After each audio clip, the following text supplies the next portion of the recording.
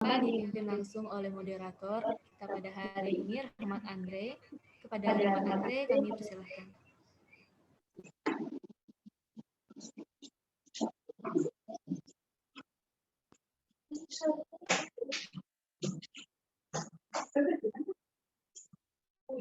Nanti dia share.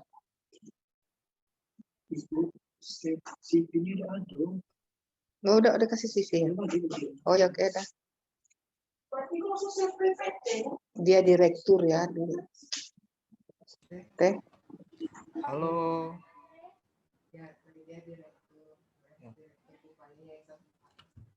Ya. Halo. Halo ya, bersama saya ya di sini saya izin perkenalan dulu untuk semuanya. Perkenalkan, nama saya Rahmat Andre. Di sini saya selaku moderator yang akan memandu kuliah umum pada sore hari ini. Seperti terlihat di layar kita sudah ada pemateri kita ya, Ibu Susi Handayani. Halo Bu, boleh disapa ke teman-teman Bu? Assalamualaikum warahmatullahi wabarakatuh. Selamat sore. Selamat bertemu dengan beberapa nama kayaknya saya kenal. Dan salam kenal buat yang belum kenal.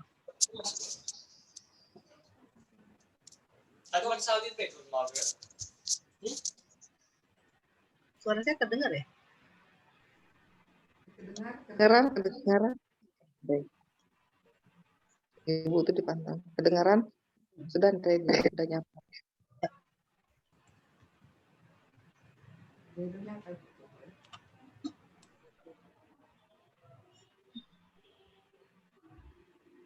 Oke, baik, terima kasih Bu Susi. Sebelumnya di sini saya ingin nih kenalin ke teman-teman siapa sih Ibu Susi ini sebenarnya ya. Kita lihat CV-nya, kita kenalin siapa Ibu Susi pada pemateri kita hari ini. Beliau bernama Susi Handayani dan beliau lahir di Palembang tanggal 18 Juni tahun 1973.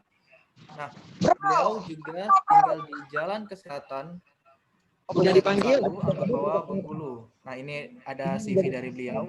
Yang masih tinggal di boleh lihat. Iya. Tuh, Oke. Boleh admin ke bawah sedikit. Nah, background pendidikan beliau lulusan SMA Negeri 2. Wow, sama nih seperti saya nih Bu ya, dari SMA Negeri 2. Cuma Ibu tahunnya 89. Saya 2018. Kemudian beliau juga dari S1-nya Universitas Bengkulu dan S2-nya Universitas Andalas. Kemudian pengalaman kerja, wow luar biasa nih pengalaman kerjanya dari tahun 2000 sampai tahun 2018. Kemudian kita lihat ke bawah, beliau juga pernah melakukan research atau membuat penelitian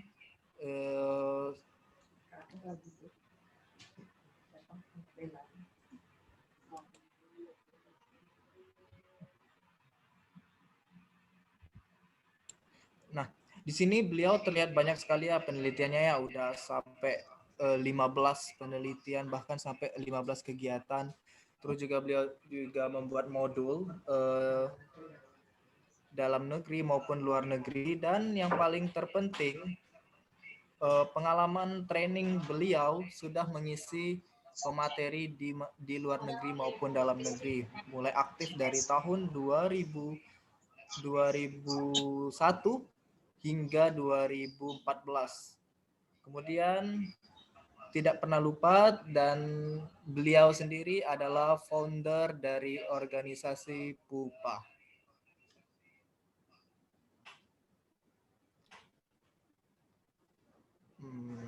Oke, itu kenalan singkat dari pemateri kita. Boleh kita memberi ruang kepada pemateri kita Ibu Susi untuk menyampaikan kenalan singkat tadi sudah. Kita beri kesempatan untuk menyampaikan tujuan dari materi yang akan disampaikan hari ini kepada Ibu Susi. Kami persilahkan.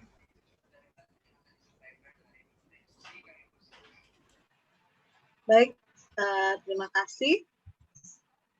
Terima kasih Bu Yuni yang sudah mengajak saya bergabung di kuliah umum ini.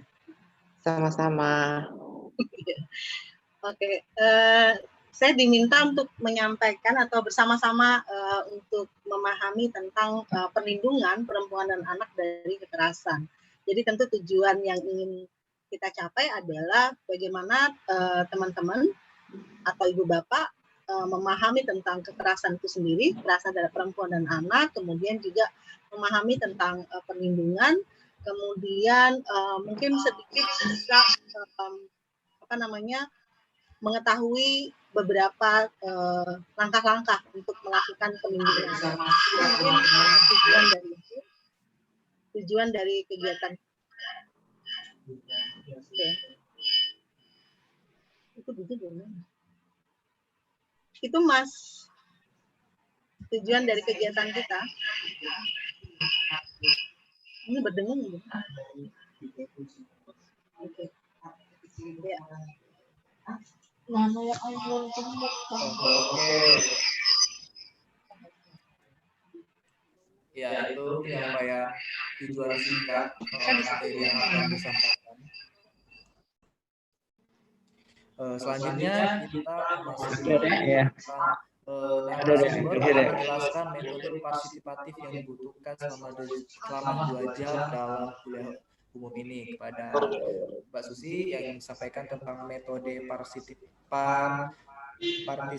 dalam kuliah umum ini, kami silakan Mbak, bagaimana cara metode partisipatif dalam kuliah umum ini.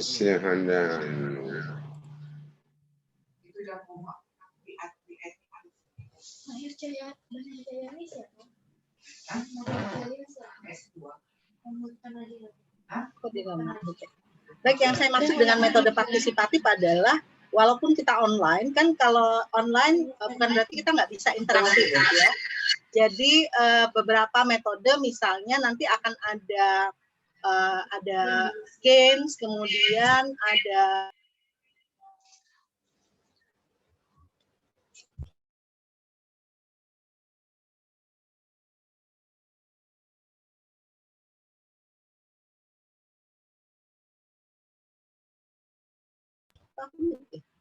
baik, saya akan ulangi tadi mute.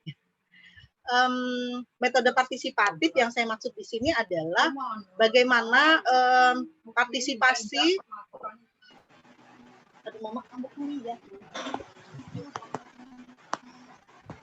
Oke, jadi partisipatif tadi ya, pelibatan teman-teman semua sebagai mahasiswanya Ibu ini dalam mata kuliah ini. Kita menggunakan semua aplikasi yang ada di dalam aplikasi Zoom ini ya.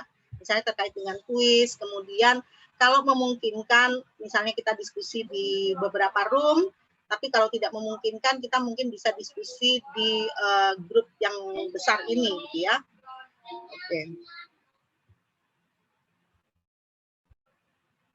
Oke. Baik, itu siapa panggilnya Pak Ade yang menjelaskan tentang metode partisipatif tadi. Jadi berharap semua teman-teman nanti bisa berpartisipasi. Nanti kalau kami kasih link untuk games, teman-teman bisa main games bersama gitu ya, supaya kita menghidupkan kelas ini. Jadi walaupun kita tidak bertemu, bertatap muka, tapi kita bisa berinteraksi dengan lebih baik. Itu. Oke.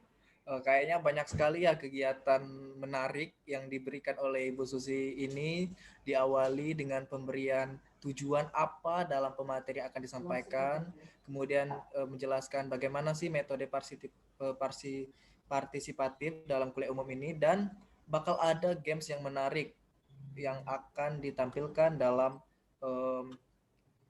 kuliah umum ini. Nah, selanjutnya kita memberikan kesempatan kepada Ibu Susi bagaimana cara atau topik dalam kuliah umum ini dengan tema perlindungan perempuan anak dan kekerasan dan perlindungan anak terhadap perempuan dan anak dalam mewujudkan kesejahteraan perempuan dan anak. Kepada Ibu Susi, kami masuk acara inti dalam penyampaian materi. Pada teman-teman, agar kiranya dapat disimak penyampaian materi untuk menjadi pemahaman teman-teman dalam kuliah umum ini. Pada Ibu Susi, kami persilahkan. Ya. Baik, teman-teman, supaya lebih nyaman, lebih enak karena kita kan belum berkenalan secara langsung dan saya agak susah juga kalau mengenal semua dari 62 partisipan ini. Nah, supaya lebih nyaman, maka saya akan memulainya dengan games ya. Teman saya Grace akan kasih link games di chat, di grup chat. Nanti teman-teman, Ibu Bapak bisa klik games tersebut. Nah, sudah ada linknya. Silakan Ibu Bapak bisa klik di situ. Silakan semua ya. Termasuk MC kalau berkenan. Ibu Yuni juga bisa. Berharap bahwa ini games yang akan terkait dengan materi kita sebenarnya. Jadi kalau semua peserta itu sudah benar semua, mungkin kita selesai aja kuliahnya udah selesai gitu ya. Jadi silakan untuk semua bergabung supaya kita tahu pemahaman kita terhadap materi yang akan kita sampaikan. Silakan teman-teman, Ibu dan Bapak.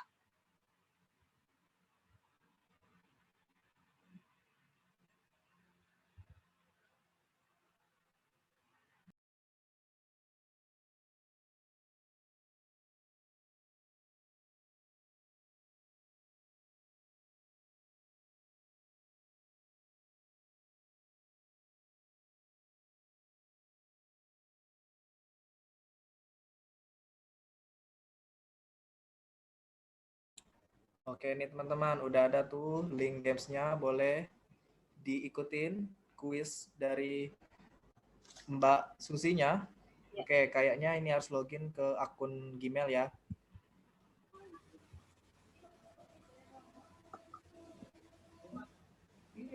Oke, beberapa orang yang sudah ikut. Oke, nah untuk gabung ke games teman-teman langsung aja tuh ke masukkan kode gamesnya. Ya. Itu sudah ada Ade Rahman. Ya, itu sudah ada Aldi Rahmat. Kemudian nanti kalau teman-teman udah masuk,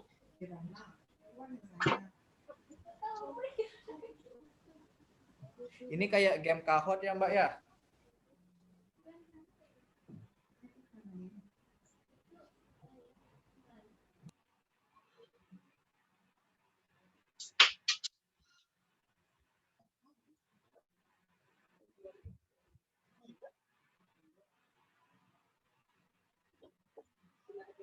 Enggak video. Baru 4 orang dari sekitar 60-an ya. Silakan dipercepat biar kita lebih cepat belajarnya.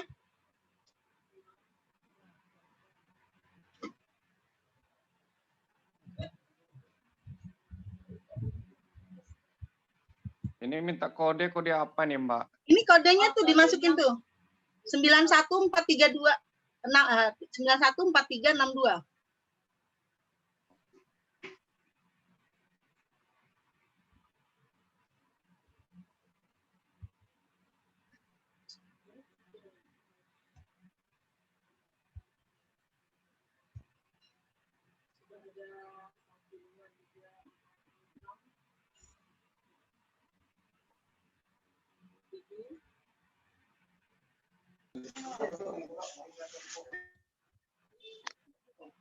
Aku nggak tahu di sini.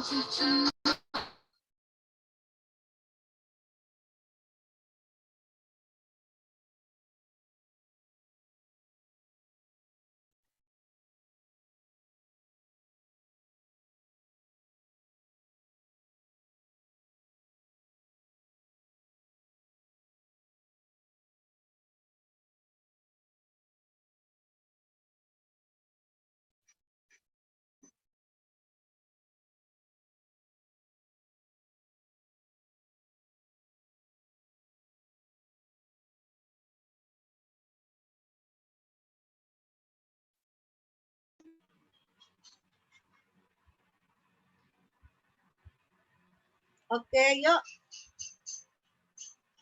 Apakah masih ada yang mau atau baru 13? Kita tunggu sampai 2 hari.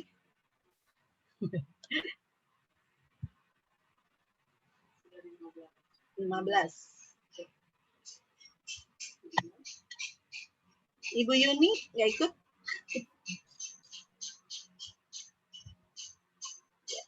Ini gamenya nih harus masuk ke email ya. Sebenarnya kalau Kok nggak Kalau mau sudah- nggak mau masuk dia dimasukkan kodenya. buka di itunya udah di klik, kemudian dia Udah. biasanya langsung minta kode. Nggak mau dia, Bu. Nggak mau diklik, Bu. Oh, ya sudah, kalau ada yang nggak mau, 62 tapi nggak mau. oke ya udah. Kalau nggak mau, berarti kita akan coba yang ini aja dulu ya, Siap, siap. karena akan mau terkait yang ini. dengan pelajarannya. Siap, siap, siap, siap. Ya. Oke. Ya, jangan nangis Pak. Siap, siap, Bu. Siap, Bu. Oke, kita mulai ya. Oke. Ya, Mbak, untuk game Bagi yang bisa silakan mencoba sebelum dimulai. Silakan, Bagris.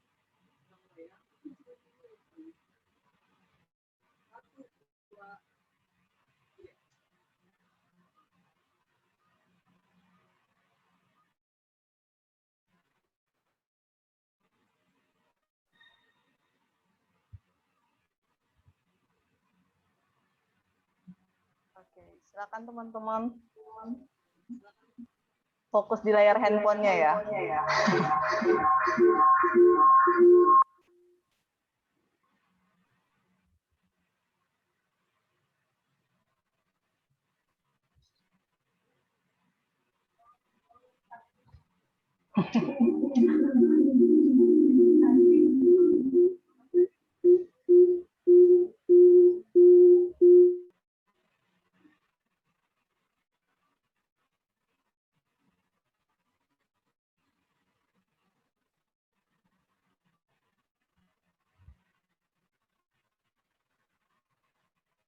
Ayo udah selesai.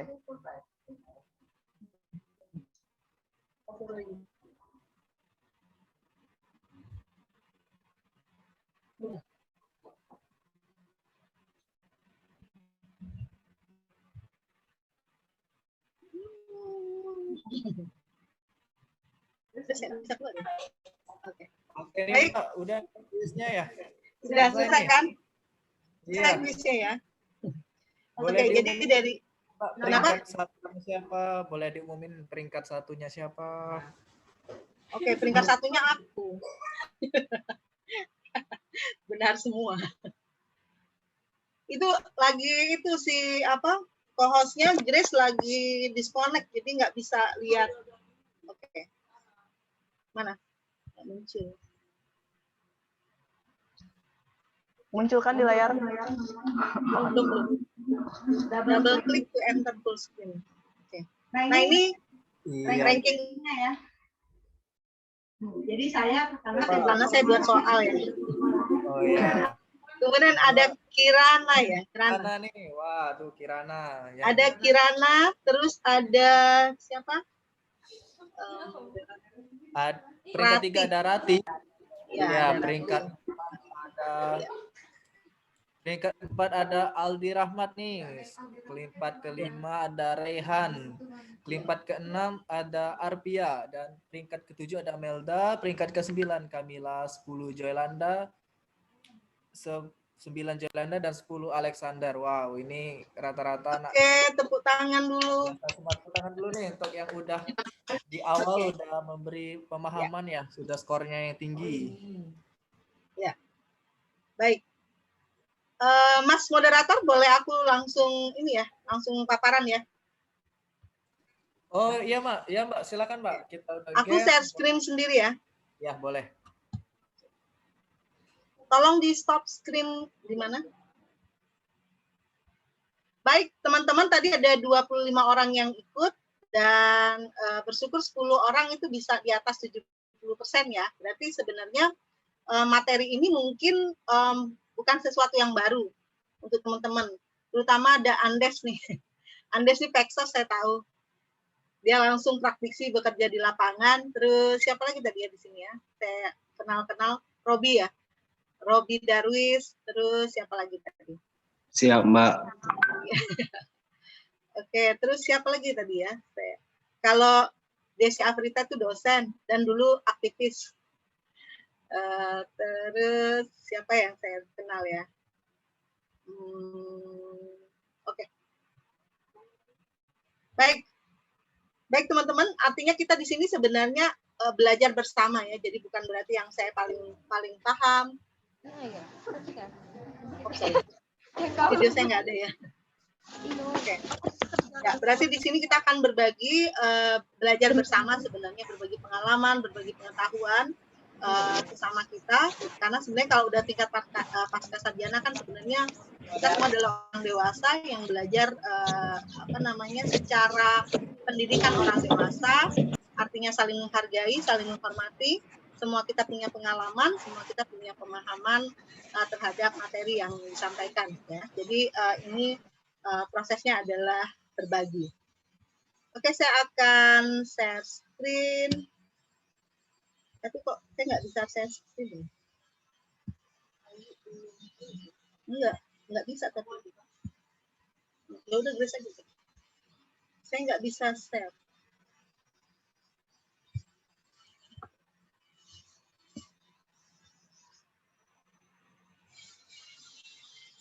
Ya.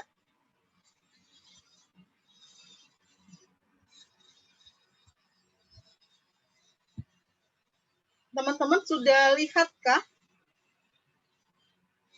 yang di-share? Sudah, Mbak. Udah nampak. Ya? Udah nampak ya? Oke. Udah nampak tapi terbaca atau tidak kah? Oke. Bentar ya.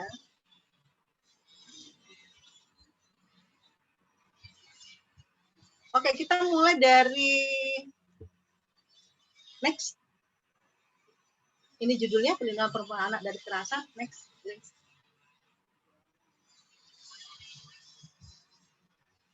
Aku dijadiin host. Belum, Grace, di tempatku belum. Oke. Baik. Teman-teman, ini pertanyaan pertama adalah siapa perempuan? Tadi kalau di kuis tadi kan ada ya, kira-kira siapa perempuan? Teman-teman bisa gunakan chat di sini. Silakan membuat siapa perempuan menurut teman-teman.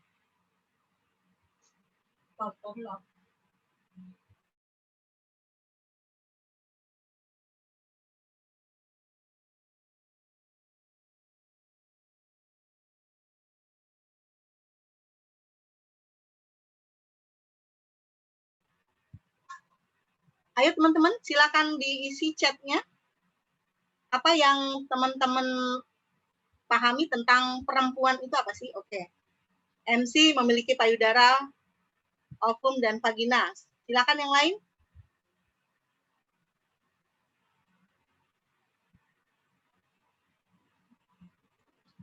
Yang lain kesulitan di jari jemari kan?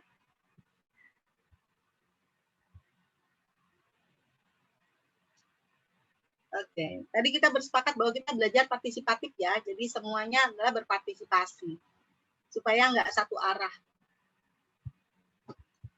Oke, ini host, seorang yang terlahir dengan kepribadian lembut dan memiliki vagina. Oke, kepribadian lembut ya, catatannya. Manusia berjenis kelamin betina. Motivator. Motivator suami. Kalau nggak punya suami, iya. Ini yang ditanya perempuan, Mbak. Jadi siapa perempuan? Berjenis kelamin perempuan maksudnya apa ya?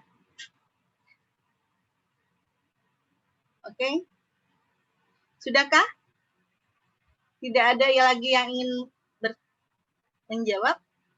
Perempuan adalah seseorang berjenis kelamin betina, berbeda, merujuk pada orang yang telah dewasa maupun perempuan adalah salah satu jenis kelamin manusia dengan ciri-ciri suara halus. Oke. Oke. Aduh, Andes, teman hidup, perempuan. Laki-laki juga bisa jadi teman hidup. Oke. Iya, baik. Ya, sebagian teman-teman mengatakan bahwa perempuan itu adalah punya vagina, kemudian dia punya ovum, kemudian memiliki payudara, ya. Oke. Ya. Dan sebagian yang lagi mengatakan bahwa perempuan itu adalah teman hidup, motivator, suara lembut, terus betina, Rupian Joyo SKMH. Perempuan mempunyai vagina, dapat menstruasi, hamil, melahirkan. Istri bini, oke. Oke. Pak Rupian ini kayaknya langsung yang KBBI ya. Jadi definisinya banyak macam. Oke. Baik teman-teman, kalau misalnya tadi dari jawaban teman-teman, beberapa itu kan memang bersifat kodrati. Ya, laki-laki dan perempuan kan memang berbeda secara kodrati. Disebut kodrati apa? Karena dia misalnya dari Tuhan, kemudian dia sifatnya adalah tetap, artinya kalau lahir dia bawa vagina, kemudian dia bawa rahim, maka matinya pun, kembalinya pun dia tetap membawa itu. Kemudian bersifat universal, artinya perempuan dimanapun akan punya organ kodrati seperti itu, gitu ya. Nah, kalau yang tadi motivator suami, suara lembut dan lain-lain, itu yang disebut dengan gender sebenarnya. Jadi kalau teman-teman udah belajar gender, yang teman-teman maksud dengan motivator perempuan adalah motivator suami, suara lembut, kemudian taat pada suami dan lain-lain, itu adalah gender. Jadi bagaimana masyarakat menginginkan perempuan itu seperti itu. Tadi Pak Rupian juga banyak mengutip nih, yang dari KBBI ya. Dari KBBI itu sampai disetarakan antara perempuan itu dengan betina dalam kurung binatang. Ya. Di KBBI itu sampai menyebutkan perempuan itu bisa pelacur, bisa macam-macam yang dipakai di KBBI. Makanya misalnya sekarang kalau teman-teman lihat banyak sekali penolakan atau minta revisi terhadap definisi perempuan di Kamus Besar Bahasa Indonesia karena sangat mendiskreditkan. Beda dengan misalnya pemahaman tentang laki-laki, ya. Kalau misalnya laki-laki KBBI itu hanya membuat 2 definisi, tapi kalau misalnya untuk perempuan itu banyak sekali definisi dan definisinya lebih banyak adalah definisi yang mendiskreditkan perempuan, kayak gitu ya, sampai akhirnya banyak pihak yang mendorong KBBI itu direvisi. Nah, hanya saja menurut KBBI bahwa KBBI itu adalah living document, dia mencatat semua kata yang muncul yang berawal di masyarakat. Jadi kalau dulu masyarakat misalnya menganggap perempuan itu adalah gendak, ya, budak dan lain-lain, maka itu akan tercatat di KBBI, kayak gitu. Karena dia living document, dia historikal sifatnya, dia mencatat sejarah, sehingga ketika masyarakat punya perspektif yang buruk terhadap perempuan, maka KBBI tetap akan mencatat itu. Nah, PR kita adalah bagaimana kita mengubah cara pandang masyarakat melihat perempuan dan laki-laki itu sebenarnya secara kodrati berbeda, tetapi secara peran, posisi, dan penghormatannya adalah sama. Itu yang harusnya mungkin kita bisa terus lakukan ya, dimanapun. Kalau Mukti Herawan, perempuan pemilik rasa empati dan kemampuan. Nah, pemilik rasa empati dan kemampuan juga gender ya. Jadi bagaimana masyarakat menginginkan perempuan seperti ini, pemilik rasa empati dan punya kemampuan. Ya, itu. Jadi paham ya teman-teman ya siapa perempuan itu? Perempuan itu adalah ciptaan Tuhan sama dengan laki-laki, tapi secara kodrati dia berbeda dengan laki-laki karena Tuhan menitipkan rahim, kelenjar mamae, vagina kepada tubuh perempuan, dan pada tubuh laki-laki ada penis, ada sperma, ada jakun gitu ya. Itu yang membedakan laki-laki dan perempuan. Oke. Terus ya teman-teman, kira-kira paham ya siapa perempuan? Next.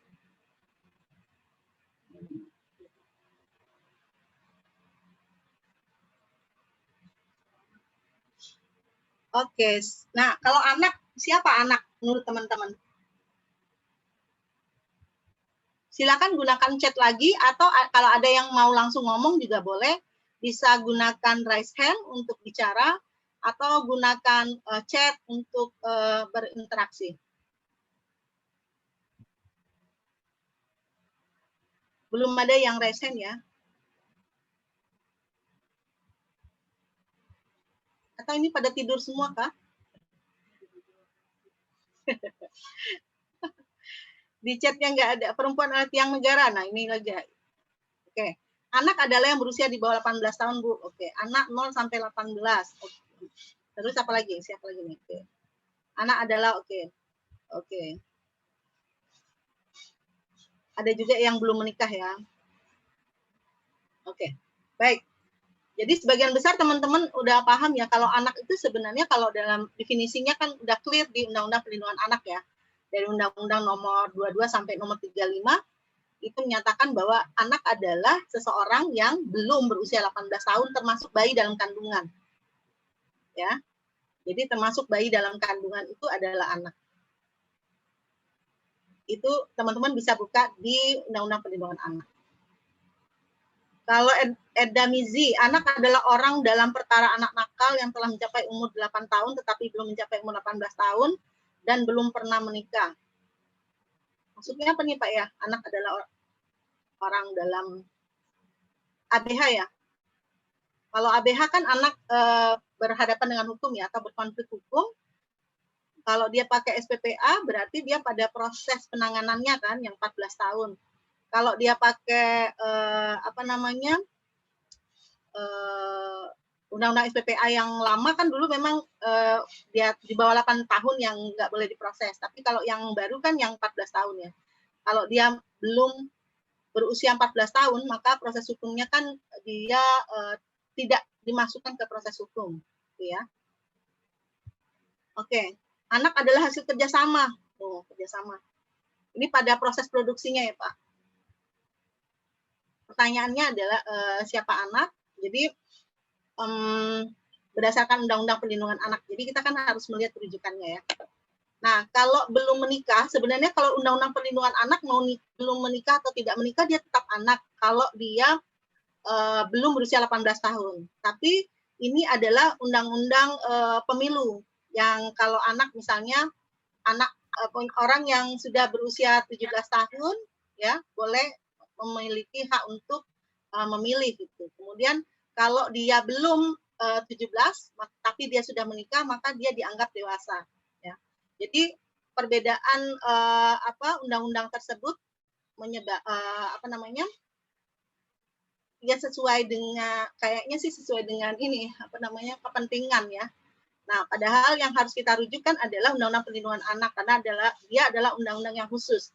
Dia lex spesialis, artinya kita harus merujuk pada Undang-Undang Perlindungan Anak. Jadi, teman-teman paham ya, anak adalah seseorang yang belum berusia 18 tahun termasuk anak yang masih dalam kandungan. Oke ya. Pak Rukian Jono karena dia orang hukum ya, Pak. Di Undang Perlindungan Anak. Oke, baik. Lanjut ya, teman-teman. Kita next. Belum muncul.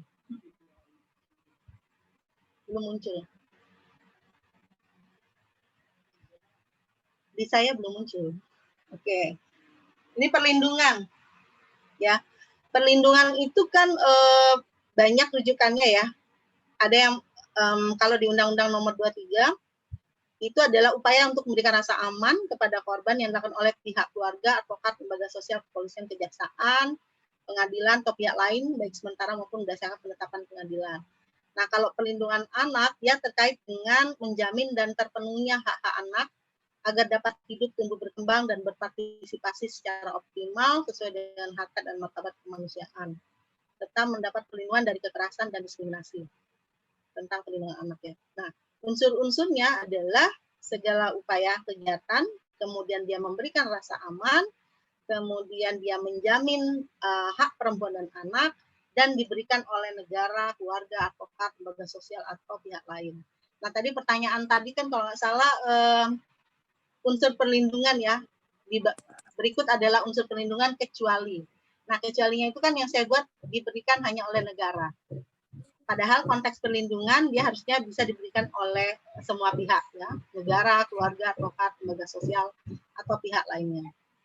Oke. Oke. Ya. Pak Rupian bisa ya. Jadi perlindungan itu macam-macam ya, tergantung konteks yang konteks yang digunakan gitu ya. Oke, sekarang tadi kan perlindungan itu adalah pemenuhan hak ya salah satunya. Sekarang apa yang dimaksud dengan hak itu? Teman-teman bisa gunakan lagi chatnya, atau kalau Pak Rupian Jono sebagai seorang sarjana hukum mungkin bisa langsung menyampaikan apa sih yang dimaksud dengan hak itu. Saya mengundang Pak Rupian Jono, SH, MH. Halo Pak Rupian.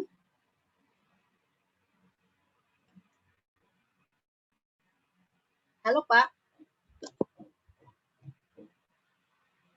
Oke. Mungkin Pak Rupian nggak dengar suara saya. Baik, Bu. Oke.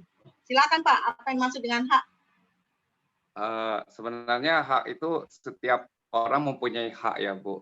Jadi sesuatu yang mutlak yang menjadi hak milik kita dan penggunaannya tergantung kepada kita sendiri. Contohnya hak mendapatkan pengajaran, hak mengeluarkan pendapat, kayak gitu. Ya. Oke. Tadi itu yang dari Pak Rupian Joyo ya? Ya, atau ya boleh dikatakan sesuatu yang benar, memiliki kewenangan dan kekuasaan seseorang berbuat karena sudah diatur oleh undang-undang dan peraturan sesuai dengan hukum yang berlaku kalau menurut aturan hukumnya. Ya, banyak definisi ya, banyak definisi terkait dengan hak. Tapi tadi yang Pak Jono tadi bilang bahwa dia terkait bisa dengan kekuasaan, kepemilikan atau pemberian yang mutlak yang tidak bisa diganggu gugat gitu ya. Itu yang disebut dengan hak. Makanya karena dia sifatnya mutlak dan pemberian, makanya dia akan terkait dengan yang disebut dengan HAM, hak asasi manusia gitu ya. Oke. Kita next berikutnya.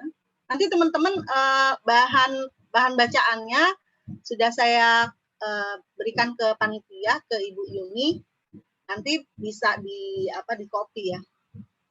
Bisa diambil atau bisa di-share. Nah, oke. Jadi tadi yang disebut dengan Pak Rupian tadi jelasin ya, ada hak dasar, ada hak sifat yang bersifat absolut. Hak untuk hidup, berkeluarga dan lain-lain. Dan di sini kalau kita baca misalnya di Undang-Undang HAM ada hak wanita dan hak anak. Jadi hak wanita dan hak anak nanti diturunkan lagi, gitu ya. Nah, apa kaitannya dengan perlindungan perempuan dan anak? Jadi nanti kaitannya kan adalah ketika terjadi kekerasan, maka hak apa yang dilanggar sebenarnya? Jadi kita perlu paham soal hak-hak ini karena kita akan melihat sebenarnya ketika terjadi tindak kekerasan, maka korban mengalami atau tercerabut haknya apa saja, supaya nanti kita bisa ketika pendampingan, maka yang didorong adalah bagaimana pemenuhan hak ini. Makanya terkait dengan definisi perlindungan tadi. Jadi perlindungan tadi kan adalah semua tindakan yang memberikan rasa aman, kemudian juga terkait dengan pemenuhan hak. Haknya hak apa saja. Nah, itu akan sangat tergantung dari tindakan kekerasan yang dialami oleh korban. Ya, misalnya dia korban TPPO, korban tindak perdagangan orang. Nah, dia akan terkait dengan hak apa saja. Misalnya hak ekosopnya, misalnya gitu. Hak ekosopnya apa saja. Nah, itu kita bisa lihat dari jabaran hak-hak yang ada. Jadi bisa pakai Undang-Undang Perlindungan Anak atau naik ke atas Undang-Undang HAM. Ya, kemudian turun, misalnya kalau dia anak, tinggal dibaca Undang-Undang Perlindungan Anak. Tapi kalau dia sudah TPPO, kan ada Undang-Undang TPPO. Nah, di setiap undang-undang itu biasanya dia punya hak-hak lagi yang menambah hak-hak yang ada di dalam hak yang diatur di Undang-Undang HAM kayak gitu. Jadi ketika mendampingi atau ketika melakukan upaya perlindungan, maka yang kita lihat adalah hak-hak yang dilanggar supaya yang didorong, diadvokasi adalah pemenuhan hak ini, gitu ya. ya teman-teman, walaupun teman-teman bukan mahasiswa Fakultas Hukum ya, dan saya juga bukan orang hukum, tapi ternyata kan memang peristiwa kekerasan itu memang seringkali harus didampingi penyelesaiannya melalui proses hukum atau baik litigasi maupun non litigasi. Nah, ketika kita berhadapan dengan hukum, maka kita berhadapan dengan pemenuhan hak ini. Jadi penting untuk kita mengetahui. Nggak usah dihafal, tapi kita bisa tahu bahwa, oh ya, ketika penanganan kasus, maka yang kita harus lihat adalah hak-hak yang selain tindakannya adalah hak-hak yang dilanggar, gitu ya. Itu teman-teman. Oh, ini sudah bertanya. Nanti Andes pertanyaannya. Ini ada jawaban hak adalah sesuatu yang dimiliki oleh setiap orang yang telah sejak lahir, bahkan sebelum lahir. Ya, oke ya. Oke, next. Nah, hak perempuan itu bisa dilihat, jadi turunannya lagi tuh dia bisa lihat di SIDA maupun di Undang-Undang HAM. Jadi dia mengatur tentang ketenagakerjaan, kesehatan, pendidikan, perkawinan dan keluarga, kehidupan publik dan politik. Kemudian hak anak ada di Konvensi Hak Anak dan Undang-Undang Perlindungan Anak. Berhak beribadah, berhak memperoleh pendidikan, berhak memperoleh perlindungan, berhak diasuh oleh orang tua, berhak memperoleh perlindungan dari penyalahgunaan aktivitas politik. Nah, jadi kita lihat kalau misalnya ada kasus, lihat lagi nih, apakah misalnya anak tidak diberi hak untuk belajar, berarti terjadi pelanggaran terhadap hak ini kan. Maka advokasi kita adalah bagaimana misalnya keluarga itu memberikan akses pada anak untuk melakukan atau untuk mendapatkan pendidikan kayak gitu. Jadi mengenali hak ini akan memudahkan kita mendampingi korban untuk pemenuhan haknya gitu. Oke. Oke, ini ada pertanyaan, hak adalah kebenaran, right, yang melekat pada seseorang. Oke. Oke ya, next. Nah, sekarang apa yang dimaksud dengan kekerasan? Silakan, siapa yang ini saya undang Andes atau saya undang Robi Darwis untuk sebagai Peksos ya, yang sudah lama mendampingi korban kekerasan. Menurut teman-teman, kekerasan itu apa sih? Andes masih ada nggak? Andes atau Robi Darwis? Robi aja ini, Bu Susi, suara lagi batuk ini. Oke. Baik, Robi. Ini kan langsung praktisin ini. Ketika kita ngomong kekerasan, sebenarnya kita akan memahami tentang apa? Silakan, Robi.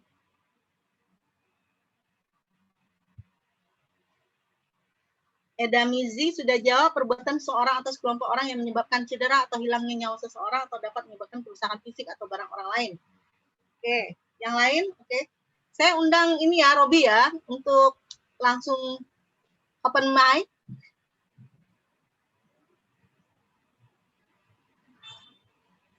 Oke, kalau di chat ini Pak Rupian, penggunaan kekuatan fisik dan kekuasaan, ancaman atau tindakan terhadap diri sendiri, perorangan atau sekelompok orang yang mengakibatkan masyarakat.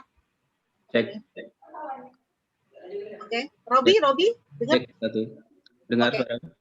Oke, silakan Di. Oh ya baik, terima kasih. Sebenarnya itu udah dijawab kawan-kawan yang lain juga ini Mbak.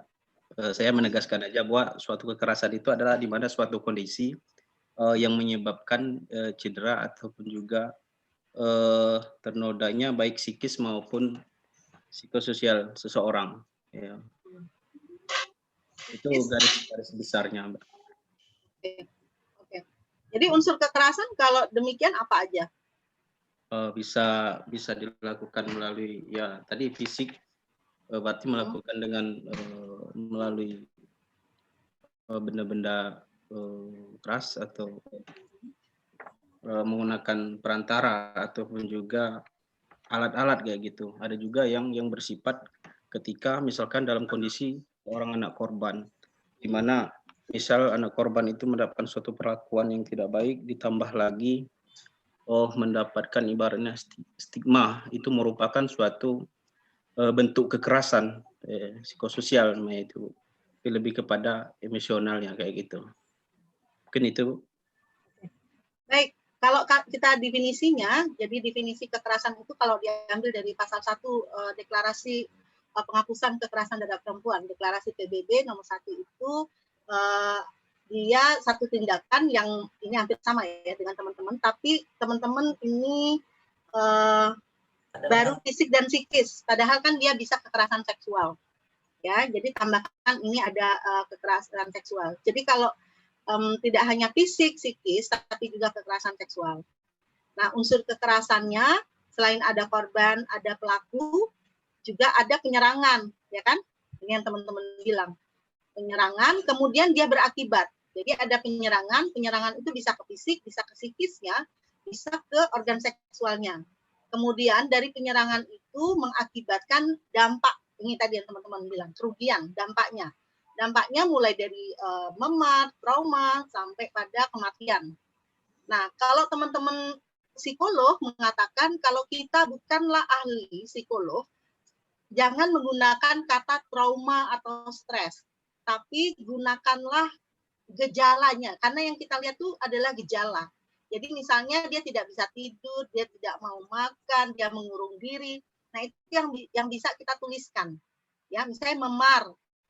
Trauma ini ya, memar maksudnya kalau kita sering sebut tuh memar trauma ya. Tapi kalau misalnya kita ngomong stres dan traumatik, itu menurut teman-teman psikolog lebih baik kalau kita bukan seorang psikolog, jangan gunakan istilah itu. Tapi gunakanlah gejalanya. Jadi misalnya gejala dia stres, gejala stres itu misalnya dia tidak bisa, dia selalu bermimpi ya, mimpi buruk, kemudian tidak mau makan, tidak mau tidur, mengurung diri. Nah, itu gejala. Kalau misalnya kita bilang stres, dia haruslah hasil dari diagnosa ahli. Gitu ya. Jadi teman-teman psikolog mengingatkan kami pada saat itu, dan menurut kami ya memang betul ya, artinya yang sebenarnya ketika kita mendampingi korban, yang kita catatkan adalah gejala. Kalau misalnya kita mengatakan konklusinya atau kesimpulannya dia stres, dia trauma dan lain-lain, itu sebenarnya adalah hasil dari tindakan ya, hasil dari tindakan ahli atau hasil pemeriksaan ahli. Gitu, apakah psikolog, apakah psikiater gitu. Sementara kalau kita misalnya bidangnya bukan psikologi, maka kita tidak berhak, tidak punya kewenangan untuk mengatakan bahwa si anak ini atau si perempuan ini stres, si perempuan ini trauma gitu loh. Nah, yang bisa kita sampaikan adalah gejalanya. Perempuan ini mengalami ini berdasarkan hasil penggalian informasi kita ke korban, gitu ya. Itu yang proses belajar yang mungkin bisa kita saling share sekarang. Oke. Pak Mukti Heriawan ini mengatakan bahwa tingkah laku yang bertentangan dengan undang-undang, ada ancaman atau tindakan nyata. Oke. Tadi kita masuk ke unsur ya. Jadi tadi Bapak benar yang dikatakan. Jadi kita tinggal masukkan dia ke unsurnya. Jadi tadi ada korban, ada pelaku, kemudian ada tindakan penyerangan, baik pada fisik, psikis, seksual. Dan kalau misalnya kita pakai undang-undang PKDRT, maka ada penelantaran di situ. Ya. Kemudian yang keempat, dia berdampak. Kalau dia misalnya ke fisik, maka dampaknya memar. Kalau dia ke seksual, dampaknya bisa himen rusak, kemudian infeksi menular seksual, kemudian dia bisa kehamilan, bisa ke aborsi, kemudian kematian, gitu ya. Kemudian yang kelima adalah relasinya timpang. Jadi unsur kekerasan itu salah satunya adalah relasinya timpang antara korban dan pelaku. Jadi kita ngecek relasinya itu adalah relasi itu terkait dengan power ya. Nah, power itu terkait dengan kekuasaan. Kekuasaan itu bisa materi, bisa juga non materi, tapi dia bisa menunduk menunduk istilahnya apa ya? Bisa menunduki, apa sih istilahnya? Bisa merendahkan perempuannya ya. Jadi misalnya nih kalau kita lihat cek relasi itu adalah misalnya anak SMP diperkosa oleh guru. Ya. Kan kalau kita lihat relasinya jelas timpang kan, satu murid, satu guru. Atau misalnya bapak sama anak. Ya. Jadi relasinya kita lihat gitu. Relasinya pasti timpang. Kemudian misalnya sekretaris dengan bos. Atau yang baru-baru ini muncul mahasiswa UNES ya dengan kandidat profesor. Nah, ini kan relasinya jelas timpang. Kenapa relasi timpang ini masuk ke unsur kekerasan? Supaya kita bisa ngelihat, seringkali kan orang misalnya kalau remaja umur 18 misalnya, terus diperkosa, orang kan selalu bilang, dasar perempuannya genit gitu. Padahal kita nggak lihat bahwa relasinya. Dia 18 tahun, tapi yang dihadapinya itu siapa? Gitu ya. Misalnya dia sudah bekerja di bosnya. Kalau dia misalnya menolak, maka misalnya dia diancam dan dikeluarkan dan lain-lain. Oke, selain itu unsur kekerasan adalah kalau dari definisi yang ada di deklarasi adalah bentuk ancaman atau paksaan, ancaman, paksaan, ketidaksetujuan atau no consent. Ketidaksetujuan, paksaan ini biasanya diawali dengan bujuk rayu, janji-janji dan lain-lain. Ketika bujuk rayu, janji-janji itu diucapkan disertai dengan pemaksaan, maka dia masuk ke unsur kekerasan. Itu yang ada di dalam pasal 2 deklarasi penghapusan kekerasan terhadap perempuan, gitu ya. Oke. Nanti materinya ada, saya udah kasih. Oke, next. Nah, dari yang tadi saya sampaikan, maka ketika kita bicara kekerasan terhadap perempuan dan anak, maka kita akan bertemu dengan bentuk, jenis, dampak. Ya, tadi kan teman-teman bilang, misalnya bentuknya apa? Bentuk kekerasan fisik misalnya ya. Jenisnya apa kekerasan fisik? Silakan. Misalnya penendangan, pemukulan gitu ya. Dampaknya apa? Dampaknya kan kalau ditendang kan berarti ada biru-biru, memar dan lain-lain ya. Kebutuhan layanannya apa? Kalau memar dan lain-lain, maka kebutuhan layanannya adalah ke medis. Ya. Oke, sekarang bentuk misalnya tadi fisik, sekarang psikis.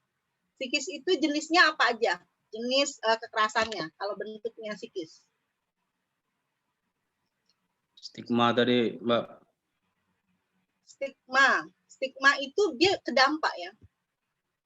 Kalau jenisnya itu dia bisa misalnya perendahan, misalnya pengejekan, terus caci maki, ya bullying bisa bullying yang sifatnya verbal ya, karena bullying kan juga ada yang sifatnya non verbal ya, pemukulan dan lain-lain gitu. Oke, nanti dampaknya misalnya dampaknya adalah sakit hati, kecewa dan lain-lain. Kebutuhan layanannya apa? Ketika dampaknya seperti itu. Berarti kan kebutuhannya adalah konsultasi ya, konsultasi psikologi. Ya. Kalau layanan konseling dia harus diberikan oleh praktisi ahli. Ya, yang bisa kita lakukan kalau kita bukanlah psikolog, maka yang kita lakukan adalah konsultasi psikologi. Ya, jadi kalau bentuk kebutuhan layanan, kecuali kita misalnya punya teman psikolog, dirujuk boleh di sini. Ya, tapi biasanya psikolog itu kalau dia sudah pada tahapan yang tidak bisa kita dampingi sebagai seorang paralegal, artinya kita bukan ahli, ya. Misalnya yang bisa kita lakukan sampai konsultasi psikologinya kan, kebutuhannya apa segala macam. Nah, kalau sudah kita nggak mampu, baru kita rujuk ke psikolog. Psikolog itu biasanya akan menguji atau membuat tes ya, mengetes apakah misalnya dia traumanya seberapa derajatnya gitu loh. Itu yang dilakukan oleh psikolog. Tapi kalau kebutuhannya baru masih bisa ditangani oleh teman-teman non psikolog, maka dia bentuk layanannya adalah konsultasi psikologi. Ya. Kemudian misalnya bentuk kekerasan yang lain adalah seksual. Jenisnya apa? Seksual jenisnya apa?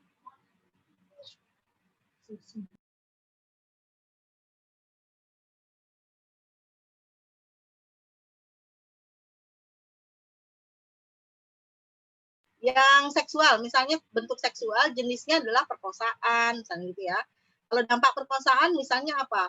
Robek himen, gitu ya. Kemudian misalnya kalau kasus di Bengkulu Utara waktu itu ya sampai dia mengalami penyakit menular seksual ya, IMS. Nah, ketika sudah demikian maka kebutuhannya kan akan beda-beda ya. ketika misalnya robek himen saya ke medis, kemudian ketika dia IMS juga ke medis ya, tapi kemudian ada lagi dampak itu adalah misalnya kematian, kayak misalnya kasus YY tahun 2016 ya, 2016 itu kan menyebabkan kematian. Nah, kalau kematian kebutuhan layanannya apa? Kalau kita bilang kan korban kan udah meninggal, ya sudah selesai kebutuhan layanannya. Kita lupa ada keluarga di situ. Ada ibu, bapak, dan adik ya. Maka kebutuhan layanannya adalah Penguatan. iya, penguatan psikologi pada keluarga korban ini. Ya, jadi dia tetap harus dilakukan. Nah, kalau misalnya tingkatannya belum begitu mengkhawatirkan, maka bisa dilakukan oleh kita gitu. Tapi kalau misalnya sudah sampai lanjutan dan nggak bisa kita tangani lagi, maka kita bisa rujuk ke psikolog.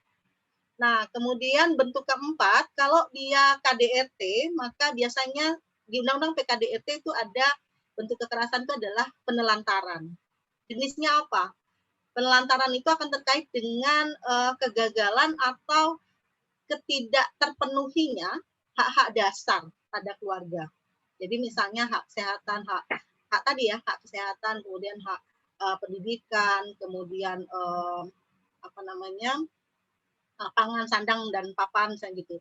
Jadi jenisnya bisa itu tadi penelantaran, jenisnya bisa pengabaian atau kontrol keuangan. Jadi suami ada tapi uang nggak dikasih ke istri, atau uang ada dia membiarkan anak istrinya nggak makan gitu. Nah, dampaknya kan bisa kelaparan, putus sekolah, terus gizi buruk dan lain-lain. Nah, kebutuhan layanannya apa? Kalau dampaknya sudah seperti itu, kebutuhan layanannya bisa apa? Misalnya pemberian beasiswa untuk anak ya, kalau untuk anaknya ya. Kemudian misalnya wirausaha untuk si ibu, kemudian apalagi gitu. Jadi di sini terkait gitu loh, 4 ini terkait. Jadi ketika kita tahu bentuknya, maka kita tahu jenisnya, maka dampak ini bisa terlihat, bisa juga kita gali ketika kita bertemu dengan korban. Kemudian kebutuhan layanan juga ini bisa kita bicarakan, diskusikan dengan korban. Karena yang paling tahu kebutuhan korban itu sebenarnya korban sendiri ya. Tapi bisa kita informasikan bahwa kalau dampaknya seperti ini, biasanya kebutuhan layanannya seperti ini. Apakah misalnya mereka bersetuju atau tidak? Itu yang biasanya ya dilakukan. Itu ya, Bi dan Andes. Oke. Ya, Bu. Ya, betul. Kita sampai jam 6, slide saya itu masih banyak. Oke, kita lanjut dulu ya. Nah, kalau bentuk kekerasan pada anak dia agak berbeda ya. Berbedanya adalah di eksploitasi. Ya, pada kita lihat Consultation on Child Abuse Prevention ya dari WHO itu mengatakan bahwa kalau bentuk kekerasan pada anak itu selain fisik, psikis, seksual, penelantaran, dia ada eksploitasi. Eksploitasi dia dibagi 2 ya, ada eksploitasi seksual juga nanti. Ada eksploitasi yang anak itu dimanfaatkan ya untuk kepentingan di luar seksual, tapi ada anak yang memang dimanfaatkan dirinya, tubuhnya itu untuk tujuan seksual. Walaupun nanti di perempuan kan sebenarnya juga ada korban yang dieksploitasi ya. Nah, tapi dia masuknya nanti kalau eksploitasi seksual dia masuk di kekerasan seksual untuk yang perempuan. Kalau anak dia berbeda, gitu ya. Ini berdasarkan rujukannya adalah di WHO. Oke, next.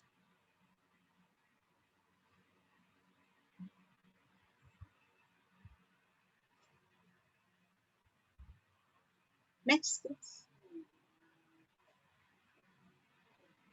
Sabar ya, karena ini. Oke, nah dari banyak bentuk kekerasan tadi, sebenarnya dia bisa terjadi di mana saja ternyata. Misalnya dia bisa di ranah personal. Ranah personal ini misalnya ketika orang membangun hubungan, pacaran, atau membangun keluarga, maka dia bisa saja menjadi korban kekerasan oleh pacar atau korban kekerasan oleh pasangan.